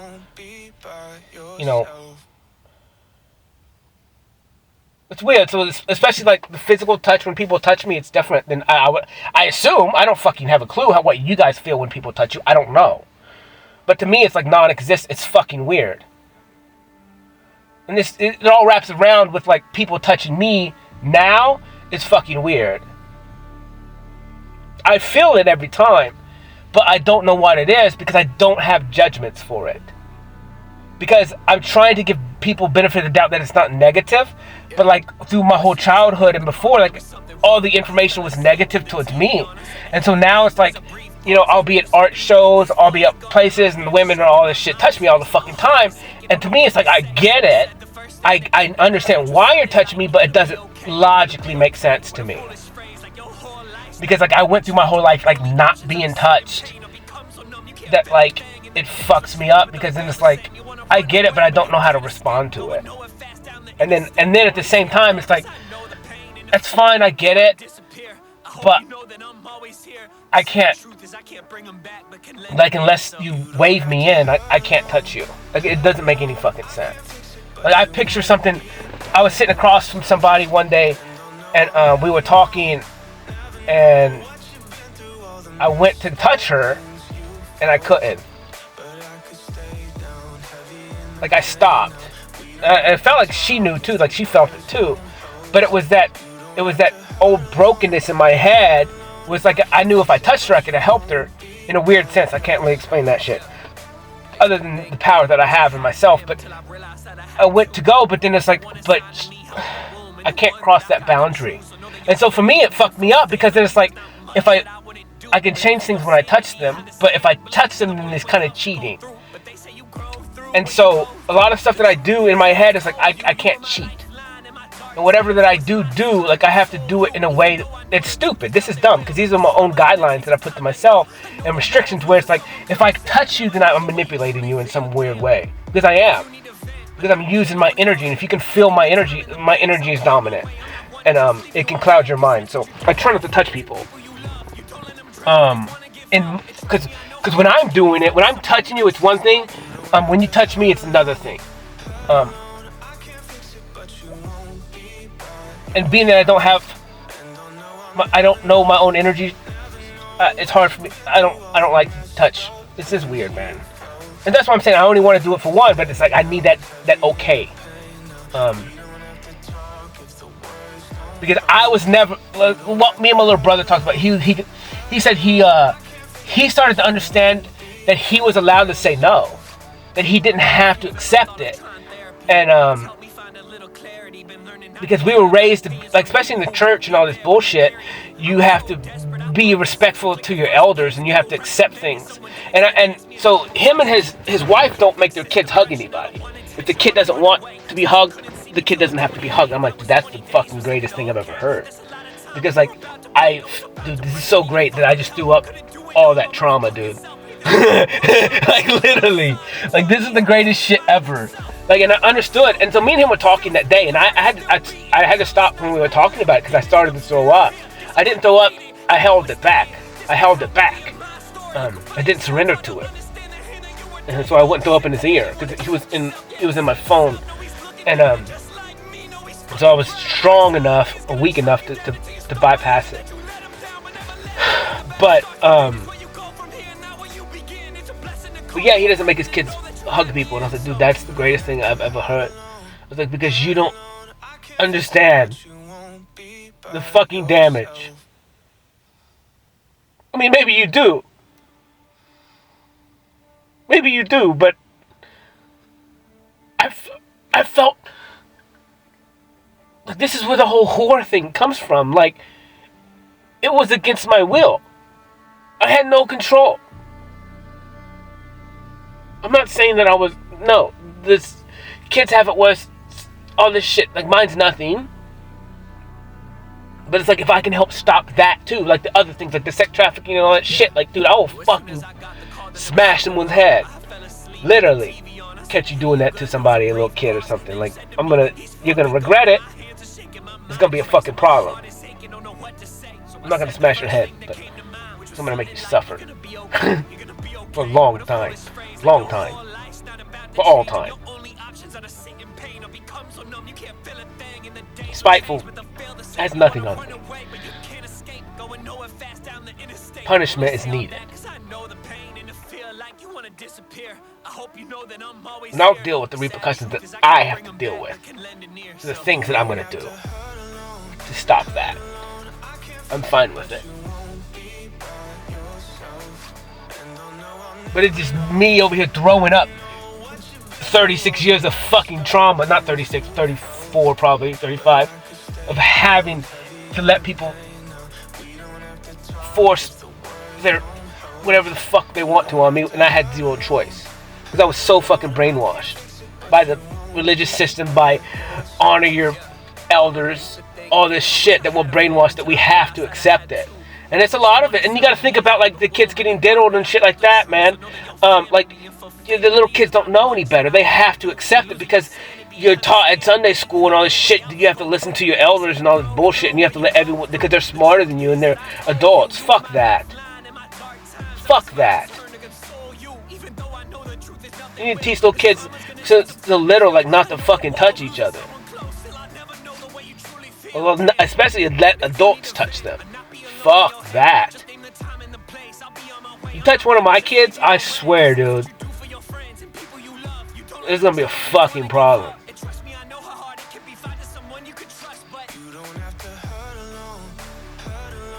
Problem. You touch a kid, any kid, and I find out, I swear it's a problem. Call me a vigilante, call me whatever, because these judges ain't shit anyways. This prison system isn't shit anyways. This fucking corrupt ass police officers ain't shit anyways. The whole law system is garbage, and you know it. I heard a story about, said it was on the news, that the captain of one of these prisons was like, you know, obviously they all is in these women corrections facilities is having sex with all these girls, but they're making the girls feel like they have no choice. We're like, we're gonna ship you off somewhere else if you don't have sex with us, and then they can't do that because they're close to their families and all this shit, and they think that they don't have a choice.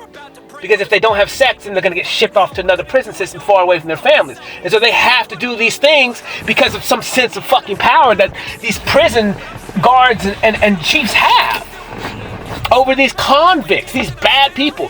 Fucking the chiefs and these people that are worse. Taking and abusing these women that are in the prison system, and they have no protection. They have no protection because they did something and then they ended up in the prison system, and then they get raped. They get forced to have sex with all these people.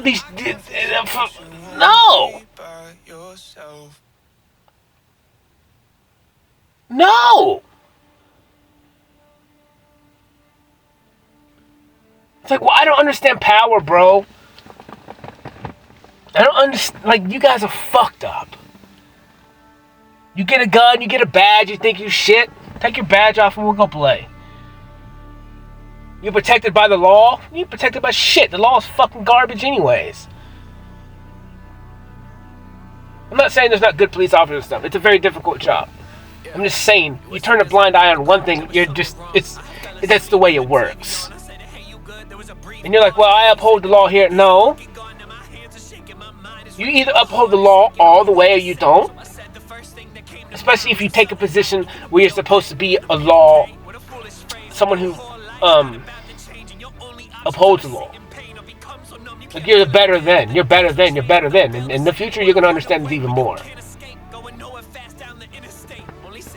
It's disgusting because, and then you got the judges that last forever. Like, fine, I get you're in a difficult job, but, and it sucks that we as people are stupid and put ourselves in these situations where we can't mediate ourselves because we can't keep our hands on ourselves. We can't not lie to each other. We can't not steal from each other. I mean, I can. I don't know why you can't. I mean, I try my best. It doesn't mean I don't make mistakes, but 'cause I do. But as far as like big things, like I don't. Like, why can't we all do this? It's not that hard. Like, it's really not that hard to be a good human being. To not touch other human beings. Like, it's fucking easy. I don't get it. I don't get it. And then it's like, that's what I'm saying, is like, and then you got whatever, and then you guys are just sheep, and it is what it is. Not whatever. Not you per se, but whatever. Just the majority, 85% of the world, so. Can't take responsibility. And I threw up some good shit, dude. I feel so good. I feel so much better now.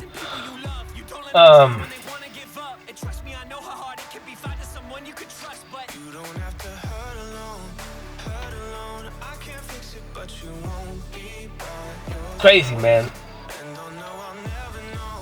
Crazy having to accept people touching you and hugging you, and yeah, it sounds kind of push, like sissy-ish and stuff, childish maybe, but to me, dude, it was death every time.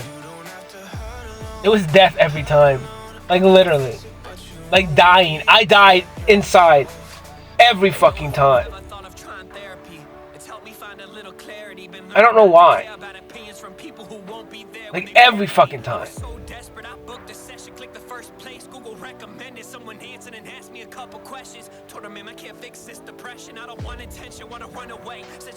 You know, and the worst part about it is like, because maybe it was because I didn't love myself. I thought so low of myself. I didn't deserve any love from anyone. And so every time I got hugged, it was just disgust. That someone would fucking love me. That someone's touching me. That someone's hugging me. How can you hug that human being? His mom, his first parent didn't love him. She gave him up. Like, this is the concept of a broken kid.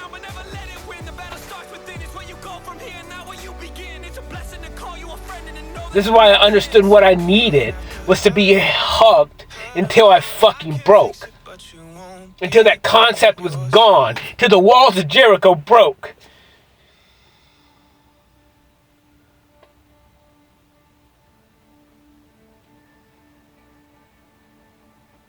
But no one did it. It's fine. Because I did it for myself.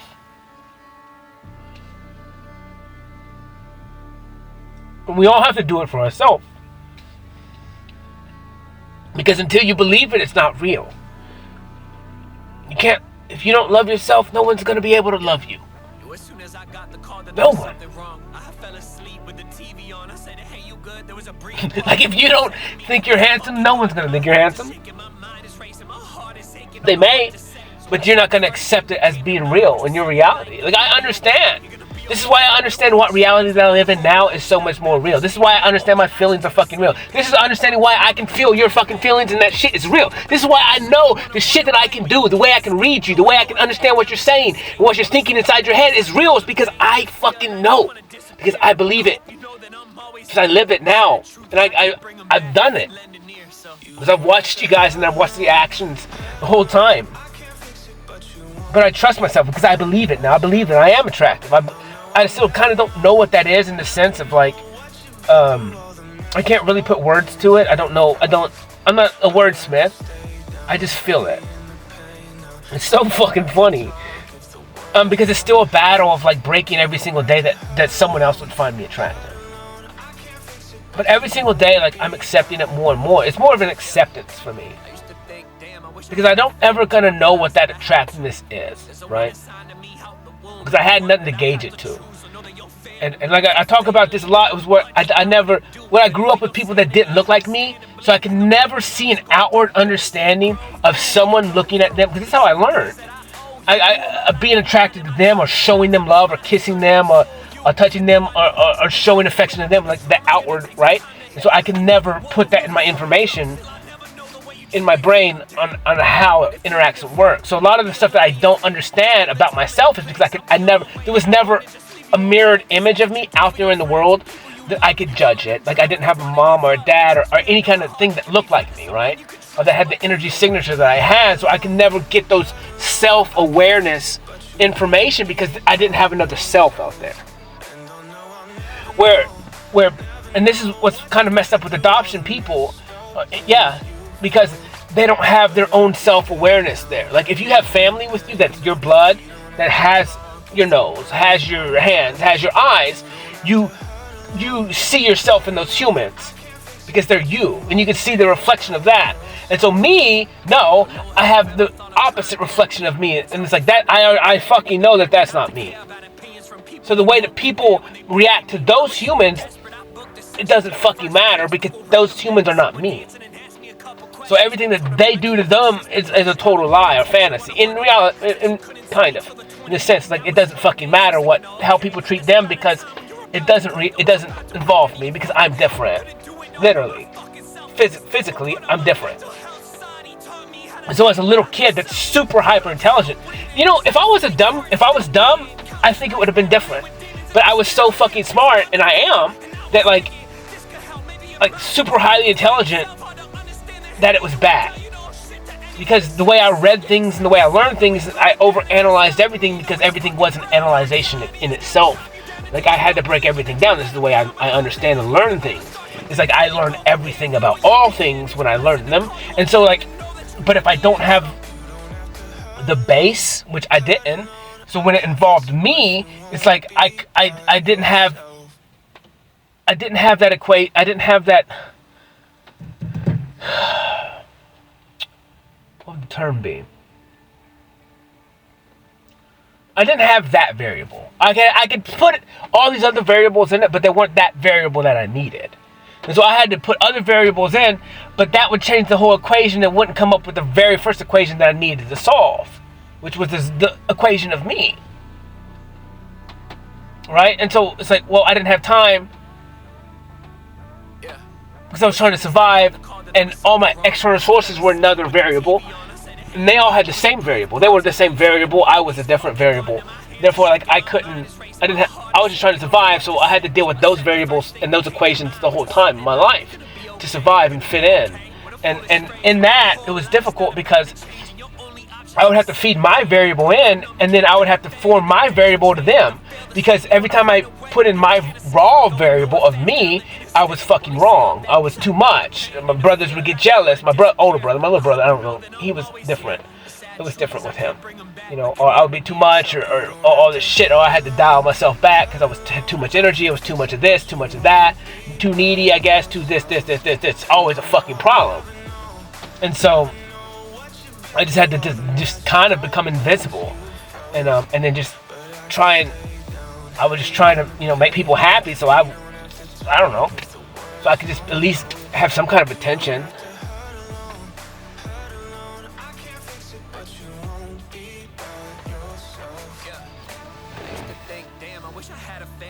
I don't know, man. I'm glad I threw up, dude. Dude, that feels so good. And it was so funny because when we were talking to my little brother about it, I was like, and I see a lot of this stuff. I say it, and it's true, but it makes fucking zero sense. Like, where did this come from? Like, and I told him, I said, well, I throw up when I battle stuff, and then when I throw it up, it's gone. And I was like, I knew that's how I did it. This is why the resets that I go through are so violent, because I throw up. I throw it up because it's so fucking deep. Like, it's so deeply rooted in me that, like, the only way it can come out is by violent, just grips of, like, full body contractions, and that pain just has to be expelled.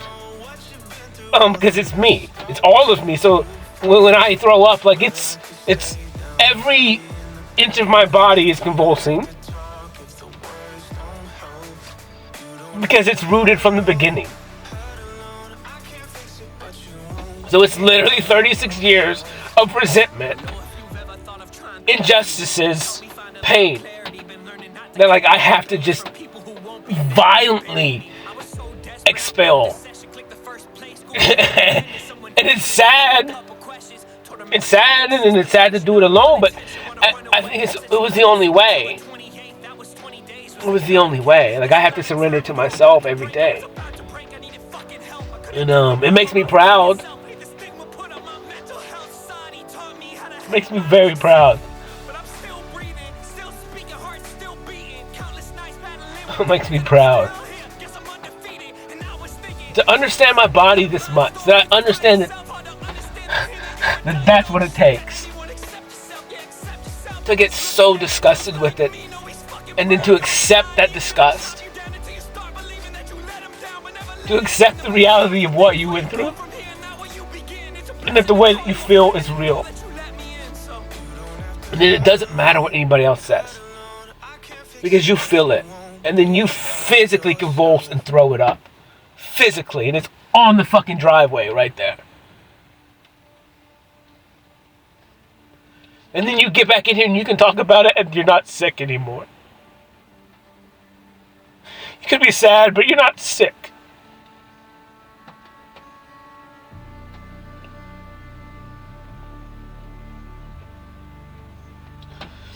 And that it's possible to overcome this shit. Like, it's really fucking possible. As soon as I got the call that there was something wrong, I fell asleep. Anything is possible. If I could do that, and then feel like I do, and then talk about it, and not give a shit that people force me to hug them forever, my whole life, and I'm okay with it now, and I can talk about it all day long, and it doesn't even evoke any emotion. Like, there's no gurgling in the stomach, there's no just influx in my throat. That shit's fucking fire, bro. That's worth everything. That's worth billions of dollars. Literally. And I can heal your trauma by making you fucking face it. This is fucking priceless. Fucking give me all the money in the world, because it's mine. But I just did the impossible in a matter of fucking minutes. And I could have done it in a couple weeks. I could have done it before. I just was holding back because I know everything that involves me, per se. That's fire. Dude, I'm so fucking proud. I mean, it's sad. It's sad to think. I'm not sad that it took this long to do it. I'm just sad that that was the reality of it. And that's what I felt. That's what I truly felt. You know, and that's... You don't get to that vomit point. You don't until you speak it out loud. That's the point. That's the fucking point. That's the reality of it. If you don't speak it, you're never going to get to that disgust. And if you never get to that disgust of the reality of what you've gone through, you can never overcome it. Ever. Because you have to make it fucking real. The only way to make it real is for you to speak it, for it to resonate in your body over and over again. That's why I listen to my talks over and over again. Because, like, if I say I talked about that multiple times throughout multiple talks, then I have to hear myself talk about that shit over and over and over again. And it just builds disgust. It builds disgust. Builds disgust. Because then I can sit in the reality of what happened to me. And then as time goes on, this is the way I dispel it, is it builds up and it starts making me physically fucking sick. And then, like I said, and then I vomit it out. Because I've given myself time. I've listened to it. I've questioned it. I've looked at all the avenues in my subconscious as time goes on, and I keep hearing myself speak it over and over and over and over and over again. And then I learn from it, and then I overcome it, and then I expel it. And I accept, but I have to admit that what was happening, why it was happening, what I did, what my part of it was. That I let it happen. And the reason why is because I was taught that I had to be polite and had to accept things because I had to just fucking accept, I don't know, adoption guilt. I call it adoption guilt. I had to be grateful for everyone. Every white human being on this planet Earth. I hate to say that, but kind of in a sense. Here, all these white Christians and religion, because they saved me. I'm the lucky one, and in the sense, yes. But it's like these are just stupid ideas. The reason why I say stuff the way I do is because it's that's what I get from them. That's the proudness that I got from them. It's like, I'm helping you. You're so lucky you're from a fucking third world country. You have to be so grateful. And you do. That's what I'm saying. It's double-sided. But it's that pride and it's that ego of the boastfulness of them. Of people like saying that they gave me something special. And they did. But it's not the freely giving.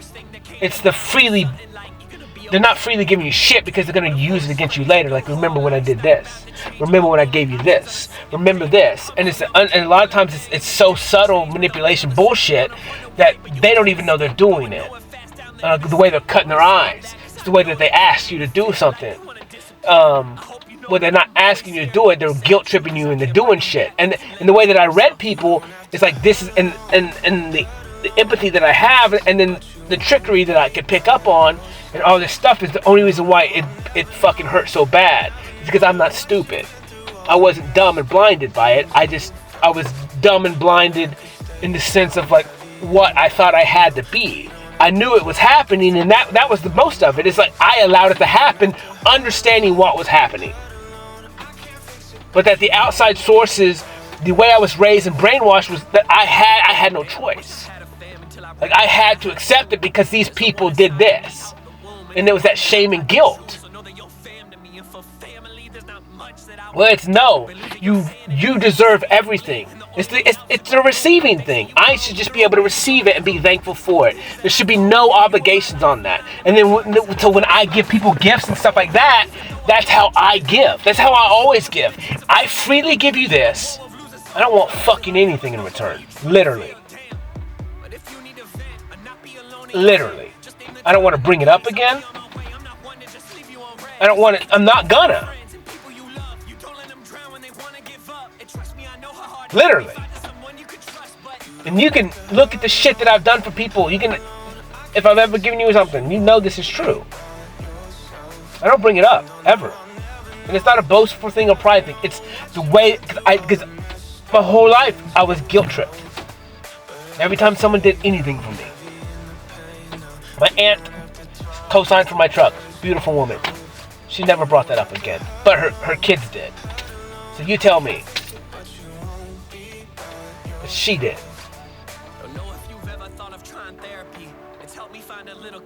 The grandkids did. And so I understand the brokenness of them. Well, they don't understand the concept of giving. And then that concept in itself of well, my grandma did this for you. But she didn't. Because she understands. Like she loves. All the rest were tainted.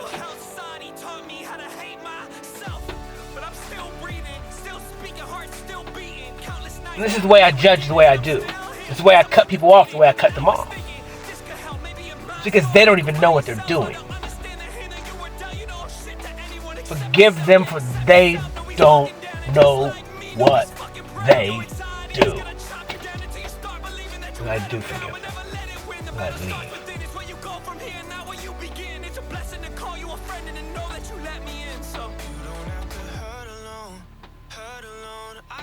I have to protect myself.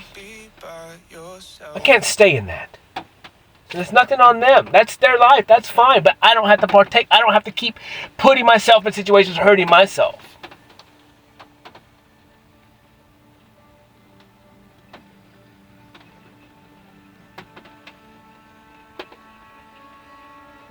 If I don't talk, I mean, it is what it is, man. Freely give. And then don't say shit about it. Don't boast. Who gives a fuck? Just be a human. Give. It's what you say. Give your time, give your attention, have fun.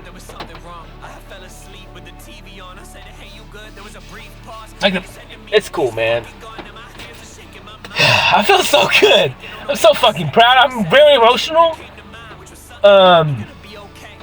But dude, that's a battle that I did not know that that's where this was going today. Because I don't know what that's gonna do now. I don't know what that frees up now. I don't know what that does. So maybe I'm like, I don't know, who knows, maybe I'll be able to touch people. At least, I don't know. At least one. That's what I said, I felt bad. Especially I just pictured that one day, man.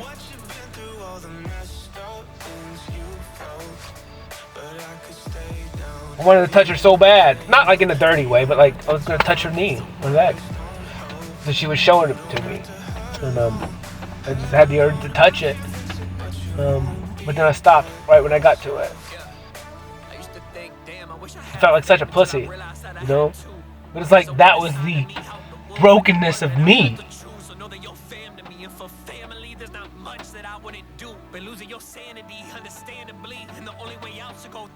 You know, and then that makes me look like just a fucking pussy. And it's like, it's like you, so I don't know, man. I can't defend myself from it. I just didn't want to infringe on your free will. Like, everyone infringed in mine. I didn't have a problem with little kids, or with kids in general, because I read their energy and it's different. It's innocent. And so, like, if they touched me or hugged me, that's different.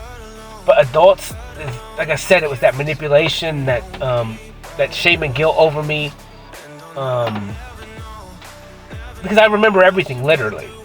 So it's very difficult for me to, because my brain just, it stores every fact of every human that I come in contact with. And, you know, maybe I can't recall it all, but in the totality, it recalls it all.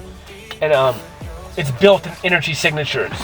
And so, as everyone does this. And then so when people would hug me and all this shit, and it was just disgust to me. And then I would have to just accept it. And then so, you know what? That's the truth. Because, you know, because I didn't even like my mom hugging me at all, really. But like I said, a lot of that was I didn't think anyone could love me. Blow my nose again. I'm sorry. But then, you know, once I started changing, loving myself. Plus, I forgave everyone of everything. Like I wrote it in my journals, which is what you need to do. First of all, you gotta ask for forgiveness for the things that you've done, and truly mean it. You don't have to ask the people, but you need to at least write it down and speak it out into reality, and then truly forgive yourself, and understand that everything that you've done up until that point is based on all the information that you had, and that you made the best decision that you did in the time that you made it. The repercussions are real. But you did what you thought was right. Otherwise, you wouldn't have done that action. The repercussions are real. It may not have been good or bad. It may have been good or bad. I don't know. Negative. Well, if you're asking for forgiveness, it'll probably turn out bad. So, but it is what it is. Give yourself grace in that, right? So you gotta have grace in that, because it's all the experience before you, the damage, the brokenness, the shit, the whatever. And then once you get done with that, you know, you can write and forgive everyone that's done stuff to you. You don't have to send it to them. Just write it out, speak it out into the existence of the world, and then and then give them forgiveness. So you get rid of the grudges that you hold on them. You still will. You're still gonna have that information in your head, but ultimately you're forgiving them. It's kind of like me and I guess my older brother or whatever. He did nothing wrong per se. No one in my family did anything wrong to me. They're doing what they're doing. They're doing based on the life, all their information. You know. So I'm just forgiving. I forgave everyone for everything. Like there's nothing really to forgive, really, in the instance of anything. But we humans, we need to kind of go through this progression of forgiving, even though there's really, in the totality of existence, no reason to need to forgive anyone anything, because they did exactly what they've done, and then it is what it is. The repercussions are real, but forgiveness itself is something that's stained in you. It's you holding resentment, you holding this, when in all reality, like, just get rid of all that shit and it'll be fine. Because it is what it is. Who gives a fuck? Just deal with the now. Do what you gotta do now. It doesn't matter, I just threw up 36 years of fucking resentment and all this stuff. So, I mean, it is real in the sense. Like, it's real. But it's like, in the totality of all existence. Well, we're not, okay, let's just get rid of that. That concept is not human level concept. So because the vessel itself does hold that resentment. That's real, so yeah. But whatever, dude. This is 2 hours and 2 hours and 9 minutes. This was gonna be. I'm probably gonna kill this one in a minute. I feel good about it. I just because no one's gonna listen to it if it's super long. But the day was beautiful, man. I don't know. Yesterday I got my nails done and got my feet done, and I don't know, man.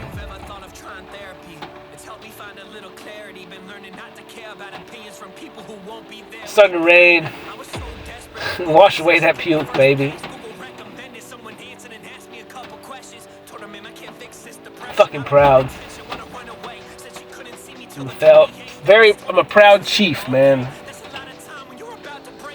With nature today, I built 2 structures. One at Rockland, which is where top hill part of the dam where I live, and another place like Walton Ferry or some bullshit. I don't know.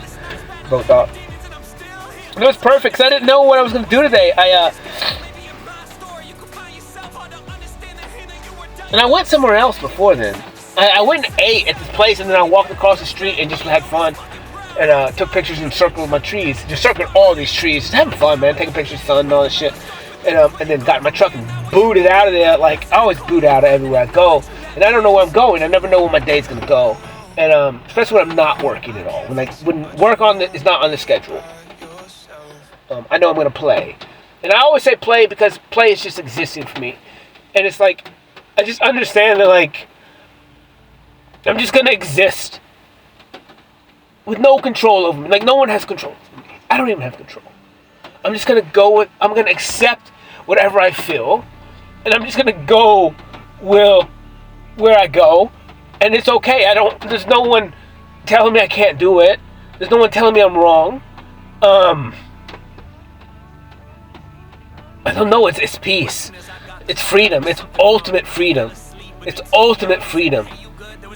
And maybe you can't be completely free every day of the week because you got to go make some money, I guess.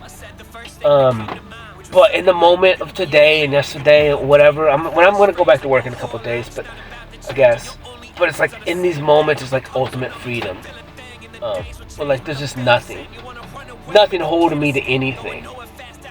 Like I have enough gas to get wherever I need to go within obviously I'm not going like crazy places, but and it's like I got carrots and I got this, like I got little provisions if I need it. Like I got enough to do whatever it is within reason of what and it's just that ultimate freedom of like just being fucking free, man. Just being free. And like I said, I haven't gone fishing. It's super weird because I keep going to these spots. Obviously, where this driftwood's at, it's gonna be at these spots that I've been fishing before multiple times. And at Rockland, when I got there and I started playing, I looked and there wasn't a lot of wood there, driftwood. And I was like, well, this is good. This is enough. It's enough. I gotta be content with it, right? Because I was kind of being like a little bitch about it, like it's not enough, right? And I was like, well, that's a wrong way to look at it. Like whatever is here, it's exactly what it's supposed to be.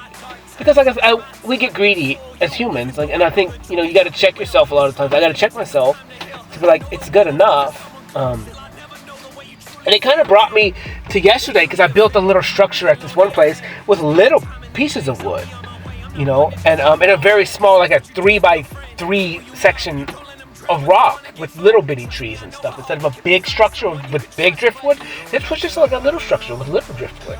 And so it's like understanding, like, it doesn't matter. Like, you can have fun with whatever, whether it's twigs or fucking Lincoln log, adult-sized Lincoln logs. Like, it doesn't matter. Like, it's whatever is provided for you is what is needed, and to accept it as everything you need, and that's good enough. And so when I got there at Rockland, it was kind of that. Well, at first I was like, man, number one, there's 2 big ass pieces of trees, so 3 big trees that I couldn't hardly move, and I ended up moving 2 of them quite a bit, and then the third one I just couldn't move it. It was too heavy. It was way too fucking heavy. And maybe if I got in the water completely I could have moved it, but it was just too big. But it worked out perfect, and it's so fun, like doing the structures, the driftwood structures, because there's trial and error in it. I'll get something where I want it, and I think I want it, and then it falls. And then as soon as it falls, it's just like instant, like, okay, well, that didn't work. The wind blew it over, so I need to remove it, and I'll do something different. And it just always works out perfect, because I have zero expectations. And so I went to Rockland, and I started recording and doing my thing there.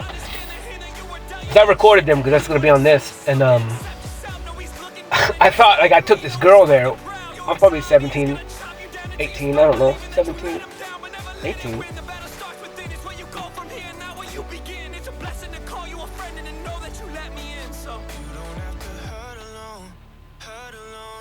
I was in college.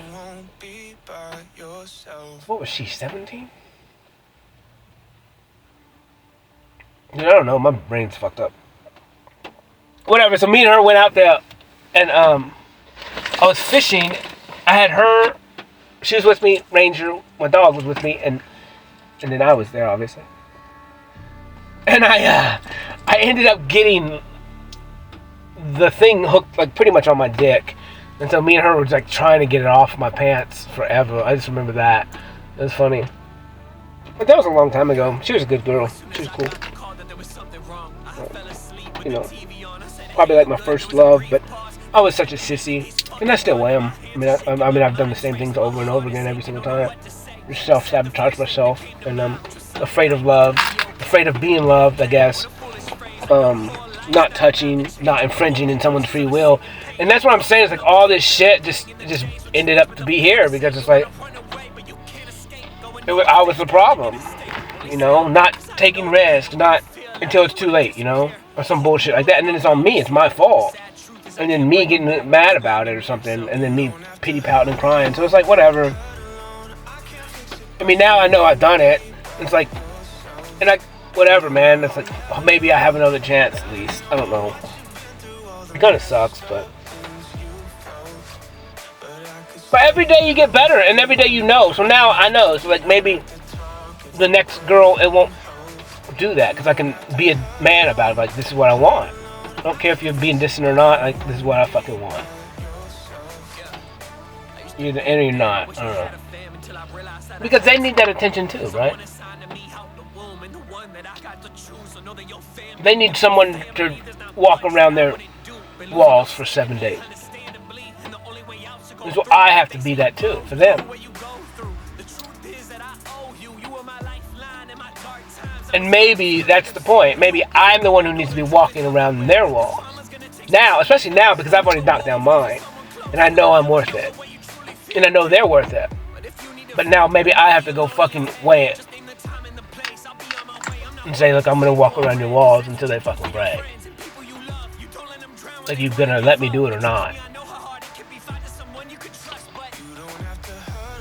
At least tell me that much. I don't want to be a creep. You know? Like, I don't want to just be doing this and, like, you... Like... Whatever. Even though that's what I try and do. Well, I did. I mean, kind of. Not so much this time, but kind of. Just in a different way. I've been walking around her walls the whole fucking time. That's what all my art is, her walls. Well, I was giving myself time. I was creating stuff for her. It is what it is. She deserves it whether me and her end up being something or not. That's the point. That's fucking the point. She deserves everything, as is everyone deserves everything. But you have to be willing to accept it. And that's kind of where I'm at, man. That's where it's like I created everything that I have with her inspiration for free. It is what it is. It got me where I got to go. Literally saved my life. Literally gave me focus. Gave me reason. You know, made me smile when I needed to smile. Helped me out of literally my darkest moment ever. Gave me safety and security like I've never had in anyone, even if it was for a fucking second. Which makes zero sense. Just energy. I mean, it's done way more for me than I've ever done for her. It's not about that tit for tat type stuff, but I don't know, man. Love's weird, bro. Love is weird. I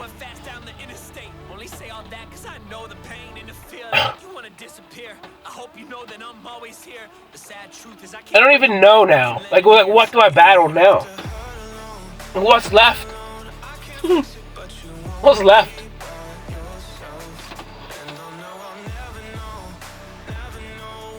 What's left?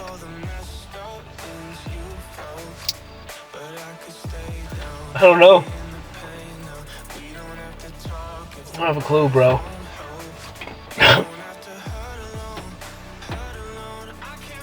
I don't know. I don't think anything is left, man. Just fucking go love now.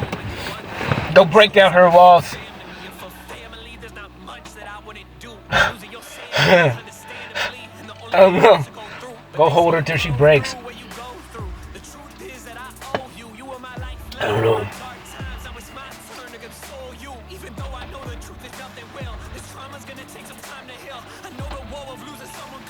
Or at least go walk with her, march around her walls. Help her break them. And then do it for the rest of the world. You start showing people that they can break down their own walls of Jericho.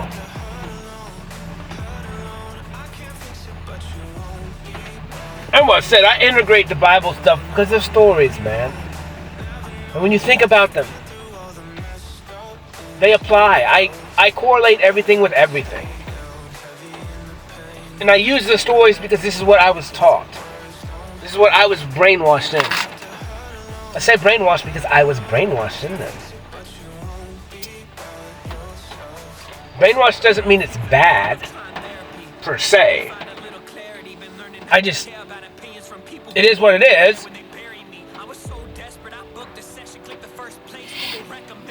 Brainwash yourself with yourself. Like, brainwash yourself with yourself. But you have to give yourself time and attention and focus and quit giving it to everything else. I think about this is so weird. I was thinking about this before the Bible was written. Like, where do you guys even... These Christians and all this stuff, like, where did they get their information from? Right? Like, were they godly or not godly?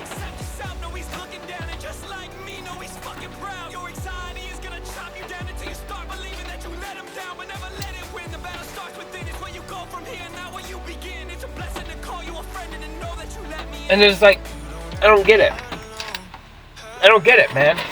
But then I could see where you're going. Like, I don't know, man. I think of Cain and Abel.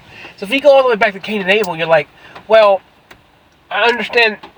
Of course, I talk about their stories. So I'm just trying to look at it as like either they were two separate people or they were one. And maybe they were one. Maybe Cain and Abel were one human being. Maybe the concept itself is one human being. And Cain was like, man, this is weird. Fruits and vegetables or meat. What would that be?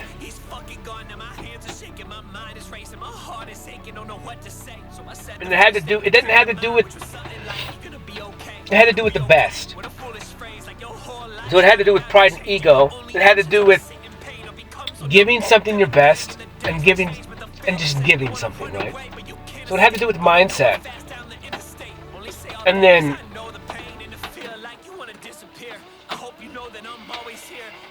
it had to do with comparing. So Cain was pissed off because his brother gave him fruit.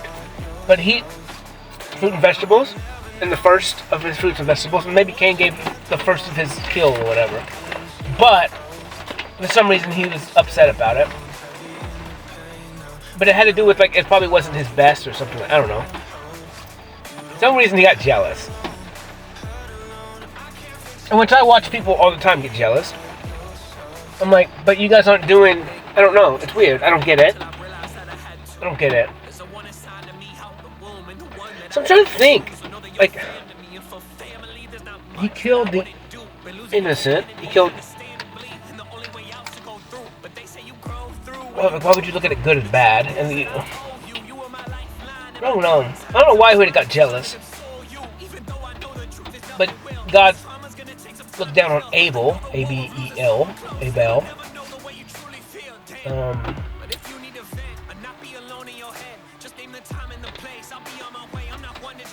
So Cain murdered him. Because he was jealous.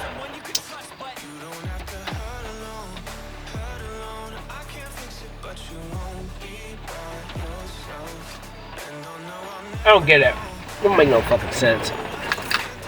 It's like, why is he getting jealous? Like, it makes fucking zero sense.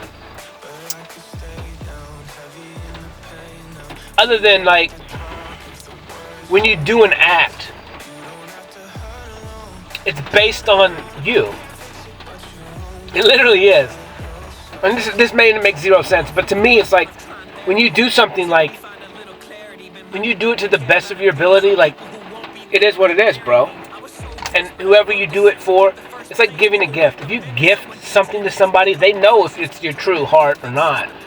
And it's like, so when everything you do with the authenticness of it, if you do that, like, that's when people get fucking jealous. Because you're being authentic and real, and they can't be. And so maybe Abel was that. Like, so Abel gave his best. Literally, that's the fucking it. That's literally it. Abel gave his best. Abel was authentic in whatever the fuck that he did. And Cain wasn't. And God was like, boom. Abel, you're yourself. You are 100% you. You gave me your best. You did everything that you possibly could do. It wasn't a game. It wasn't fake. It was real. It doesn't matter what it was. It doesn't matter what it looked like to anybody else. You gave it all. You were you. You lived up to your max potential. You made me happy because I gave you free will.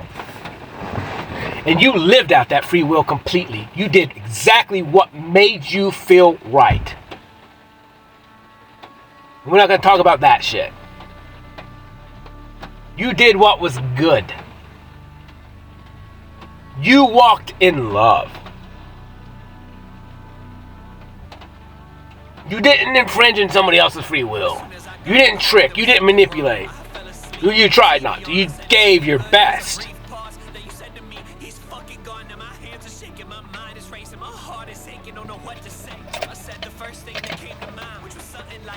Sacrifice accepted.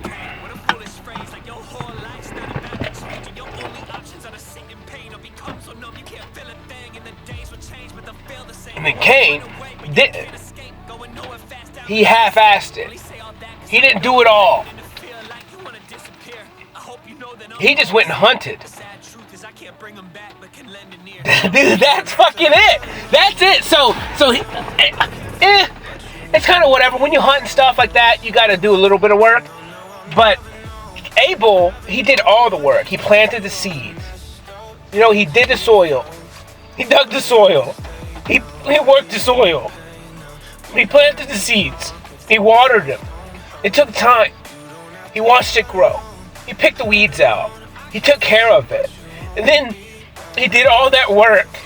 And then he still gave his best. Like, he gave the first fruits of that. Of all his labor. Which was grand, which was great, which was everything, which was all of him.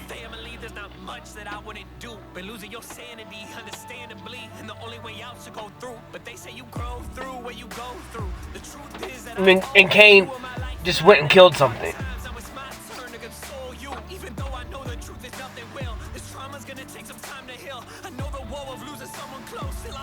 He didn't, you know, do all that stuff. And so in the concept, it just wasn't his best because he just half-assed it. Like, he didn't grow it. And there's nothing about, like, I'm not shitting on hunting and stuff like that. Like, that's not what I'm saying. It's like, there's a process. There's a huge process. One is a huge fucking process from invisible to making something real. Like putting time, sweat, over, span, watering, weeding, preparing, focusing on. And Cain just went out and hunted one day. If he hunted, I don't know if he was hunted or he was raising cattle.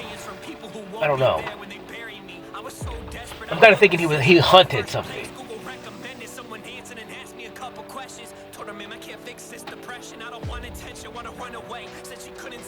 And whatever it wasn't his best. Like he didn't go out there and hunt like the. It's kind of weird because like hunting, you don't have like if it was hunting or maybe he raised animals. I don't fucking know. I'd have to look into that and see what it says. Either way, to me, it's like one thing is labor intensive and time invested, and one is not. It doesn't mean that one is just different.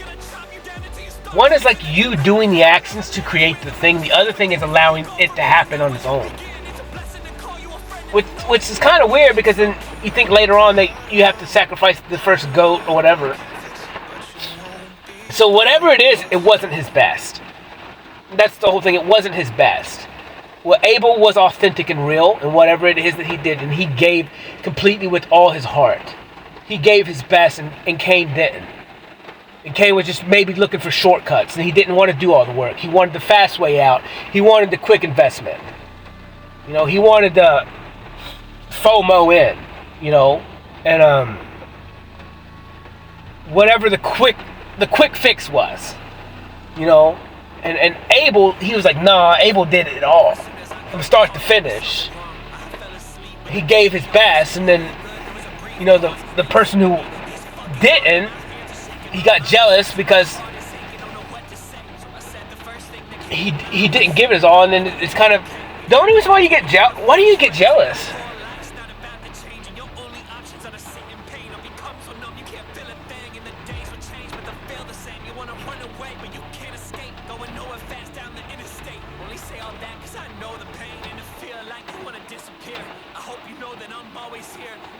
What is jealousy?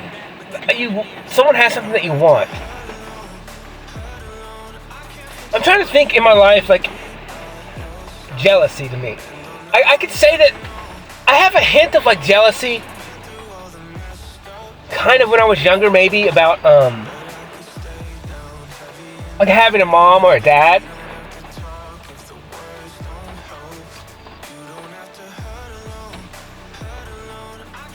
I have a hint of wanting to throw up, but not a lot, because it wasn't that great. Like it wasn't like a big thing, because even as a little child, even though that was a big wound that I had, it didn't make sense. I knew it was a fantasy.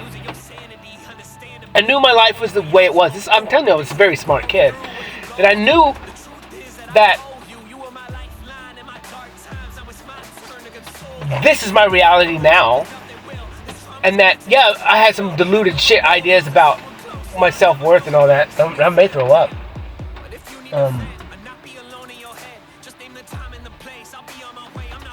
But like in all reality,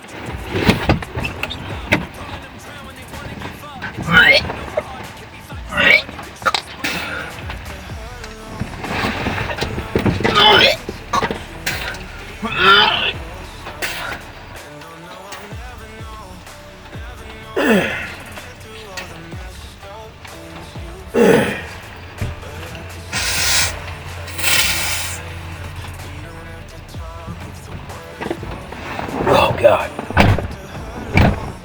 But in all reality, it's like I knew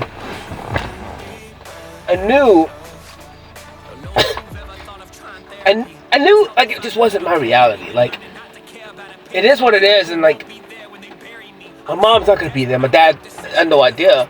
And I knew that growing up, I couldn't talk about it because if I did, I just got some weird pushback, right? That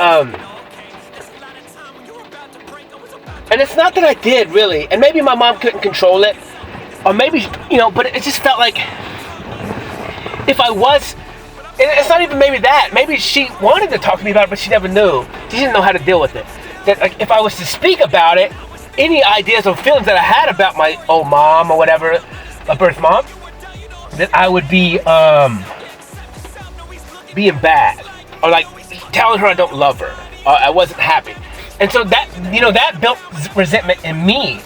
And that's why I'm saying a lot of the reason why I couldn't love my mom is because like then maybe the shit that I couldn't speak because I felt like if I spoke it then I would be hurting her if I was asking questions about stuff. And so because then so it was almost like a reverse resentment where it's like I'm resented because I don't feel like I can speak. And so over time then it's like now it was her problem but really it was me. But it was like being a weird projection on me that I couldn't do it because I had to be so fucking grateful about everything. And she never really made me feel that. I think it was everyone else that made me feel like that, like I should be so grateful. And so it was not her that imprinted that on me, but it was everyone else. They're like, I had to be grateful for her. You're so lucky. Because your mom did this, your mom did that. I'm like, yeah, I get it, but you guys are fucking putting this shit on me. And then so I can't even talk about it. Because if I do it, I don't want to hurt her because, yeah, she just did all that shit for me. So, yeah, I can't talk about it. So then it just builds up this resentment. Like I said, it's that adoption guilt bullshit. And it's just like, and then I kind of built that resentment on her, and then I punished her for what she did for me. But it's because everyone else pinned on me. I just didn't know I was a fucking little child. But that shit is real, and the repercussions are real. The outcomes are real.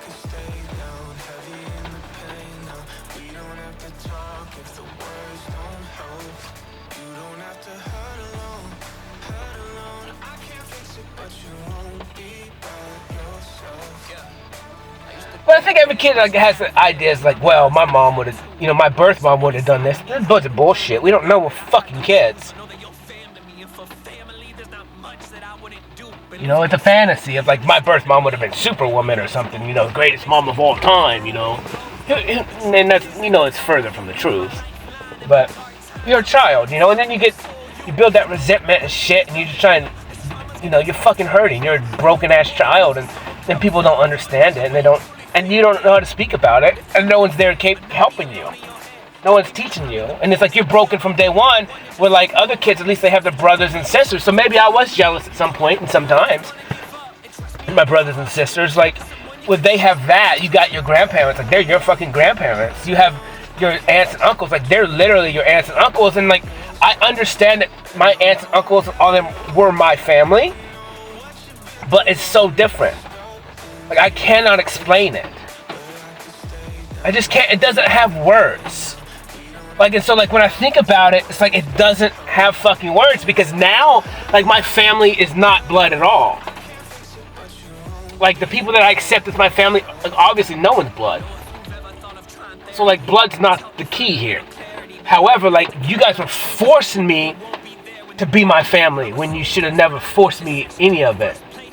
That's the difference. That's the whole point. Is my whole life has been a force on me, in which everyone's life is that. But that's the future is not going to be that anymore. It's going to be like love. Okay, I can't explain it because it's a feeling. It's not a force. It's control. Everything is control. Everything of the past is control. Everything is control based. Religion is control based. Families are control based. School is control based. Work is control based. Slavery, which is what everything we live in, is all control based. And the future is going to be love, which is free will. Like, if I don't fucking like you, I don't have to be with you. Like, but not mean. But kind of, sort of mean. Kind of. Like, that's the difference. Because in my actions of me saying I don't fucking like you, like, I'm being honest. I don't fucking like you. I don't want to be with you. I don't need to spend time with you. I don't fucking like you. I love you. I'm not going to infringe on your free will. I'm not going to try and manipulate or trick you. I'm not going to pretend we're friends. I don't fucking like you. End of discussion. I'm being real. What are you being? What's the reason why I don't fucking like you? It's probably for me at least, it's something inside. See, this is just a higher understanding of existence, but usually you don't like people because of something you don't like, which there's no one really I don't like right now that I can think of. Except maybe like Vladimir Putin or something like that. He's just been a dick. And it's not that I don't like him per se. I don't like what he's doing. He's a prick. He's power hungry. So there you go. And I don't like him because the power dynamics that he has is in me. I'm capable of doing the same shit. I just choose not to do it, but whatever. But if you don't like people, it's because there's something inside of them that is reflecting on you. That or are they doing something to you that you don't like, but if they do something to you, you're allowing it to happen, so you're neglecting yourself. So ultimately, it's your fault. Because all you have to do is say, fuck you, leave me the fuck alone, I don't like you. And then get them out of your life. And then you'll be good. Like literally, like that's how it works. if people are bringing you down, like get them out of your life. Who gives a fuck who they are? Like literally. Like that's the point. Because every person you let in your life that does that shit to you, that manipulates you, that tricks you, you don't need them in your life because you're only hurting yourself. And if they do that stuff to you, you're allowing it. As long as you're like an adult and stuff. Little kids and shit need to be protected. That's kind of the point of being parents. Like you're supposed to protect your kids from harm. And same thing with brothers and sisters. You're supposed to protect each other. Getting bullied, getting manipulated, getting tricked, getting molested, or whatever. So, that's the whole point. And so like, yeah, fuck you, I don't like you. Don't come around. That protected me. Because if you treat me like shit, you talk bad to me, whatever, then I don't want you here. And if you do that to me, then what are you going to do to my wife? What are you going to do to my kids? So fucking get out of here. I don't care who you are. You can't control yourself, you can't keep your hands to yourself, you ain't coming around my family for sure. Because if you can't keep your hands to yourself, I'm not going to keep my hands in mine. My hands are heavy, motherfucker. And that's kind of the point of everything. You get what you give, and if you're in my circle, there's rules here. Keep your hands to yourself. Don't hurt people. And I don't have to accept your hurt either. I don't have to accept you treating me like trash. I don't have to accept you doing this, trying to manipulate, trick me. I don't want to do that. I'm not going to do that to you. And that's the future. That's life. That's the best part of everything.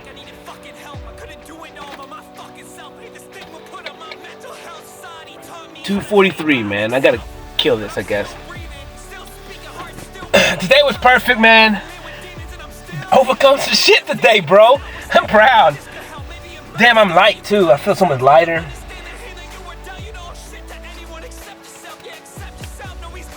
Everything happens exactly the way it's supposed to. Be happy in that. I can be happy in that because I've just kind of focused and watched and been aware. I've been on the journey. I've been keeping up with the calendar in the sense of not a physical calendar, but just understanding my journey, my progression every single day. And so for me, it's like I'm seeing these untangible results. I'm feeling them. I'm living them. I'm leveling up. I'm powering up every day. And I'm overcoming these things. Like these real fucking tragedies. These real, just dark, demented, like, understanding of existence that aren't real. When they were real, they're real enough to put real shit on me. But now it's like, I'm overcoming them. And it's very beautiful. And it's just, I want to throw up again so bad.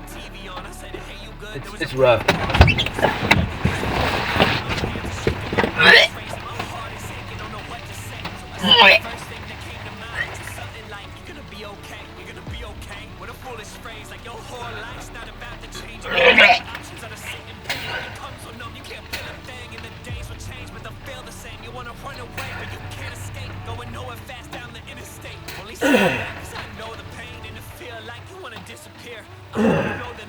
is here. The sad truth is I can't bring them back, but can lend an ear. So you don't have to hurt alone, hurt alone. I can't fix it, but you won't be. I don't want to stop. Ain't nothing better than good vomit.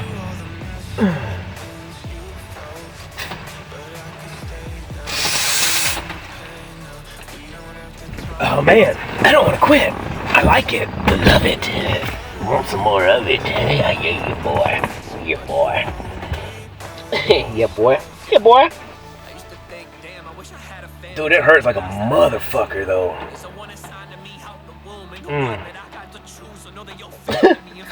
God bless. But whatever, man. And so I've watched the progression of who I who I've become, and honestly, like in the totality of existence, like it would be almost a year, you know, maybe around when I started talking. I think I may have started talking in recording. I started recording in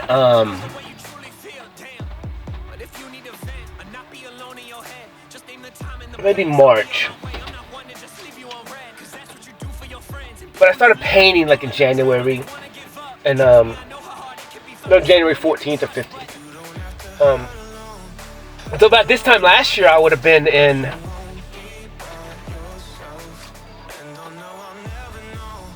on that road trip or whatever, and yeah, it's not the new year yet.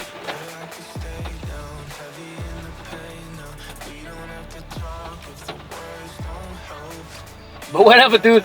So much has changed, and it's been one hell of a journey. And like I said, now it's just time for like to live. Even though I've been living, but I've been living like with kind of a different purpose, which was the purpose of healing the past, healing me. And now it's like now I get to enjoy that restart, that refresh, that new, that IVEA, the clean slate IVEA. You know, not Cody, but IVEA. And he's different. He's everything. And he is actually kind of a she. It's both. It's a balanced me. And I kind of understand that I'm actually more kind of in my feminine energy with it. But the feminine energy is the nature, nurture, love. The nature, nurture. And that whom I am is going to be that feminine nature, nurture. Because that's what the world needs. Because this is... Everyone's felt like me, in a sense, where they don't have love, they don't have real love, because they don't love themselves, because they've all been traumatized. We've all been traumatized, and we've all been broken, and the self-love, we never had it because we've been forced to be other things than what we are by all this control. And so we've not had time to express who we are, to find out, to even have time, to find out whom we are outside of the world that broke us. You know, and that's the future where the kids will get lucky. The kids get a better start. The future ones, especially two generations from now.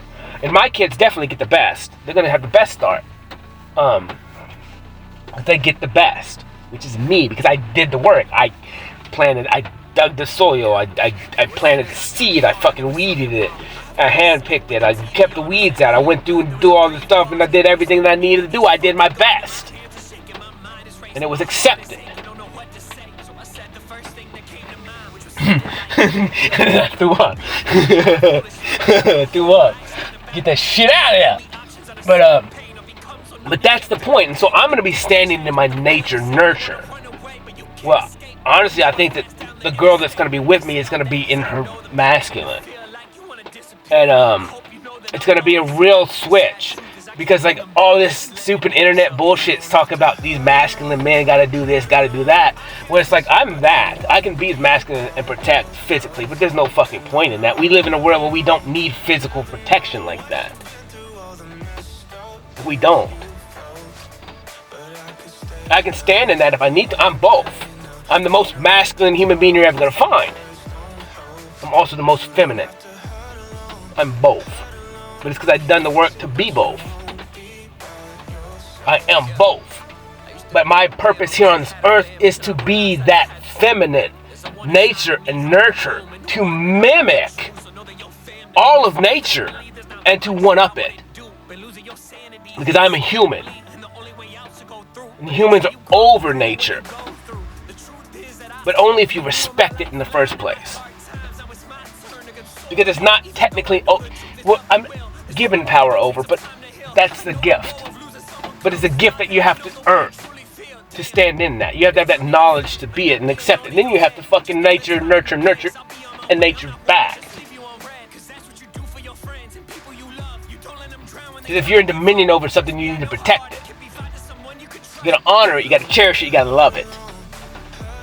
And that's what I'm here to do. And then it's not even that, because I'm here to love nature, nurture the world. And so my girl, whatever, my wife or whatever, whomever, she's gonna be both too. She's gonna be masculine and feminine too. Because that's the true balance. And that's why I laugh about all these things about dominant this, dominant that. I'm like, you guys are stupid. Like, I get this is the way of the world now. And this is what needed to be in the past when we lived in this hunter-gatherer type of shit.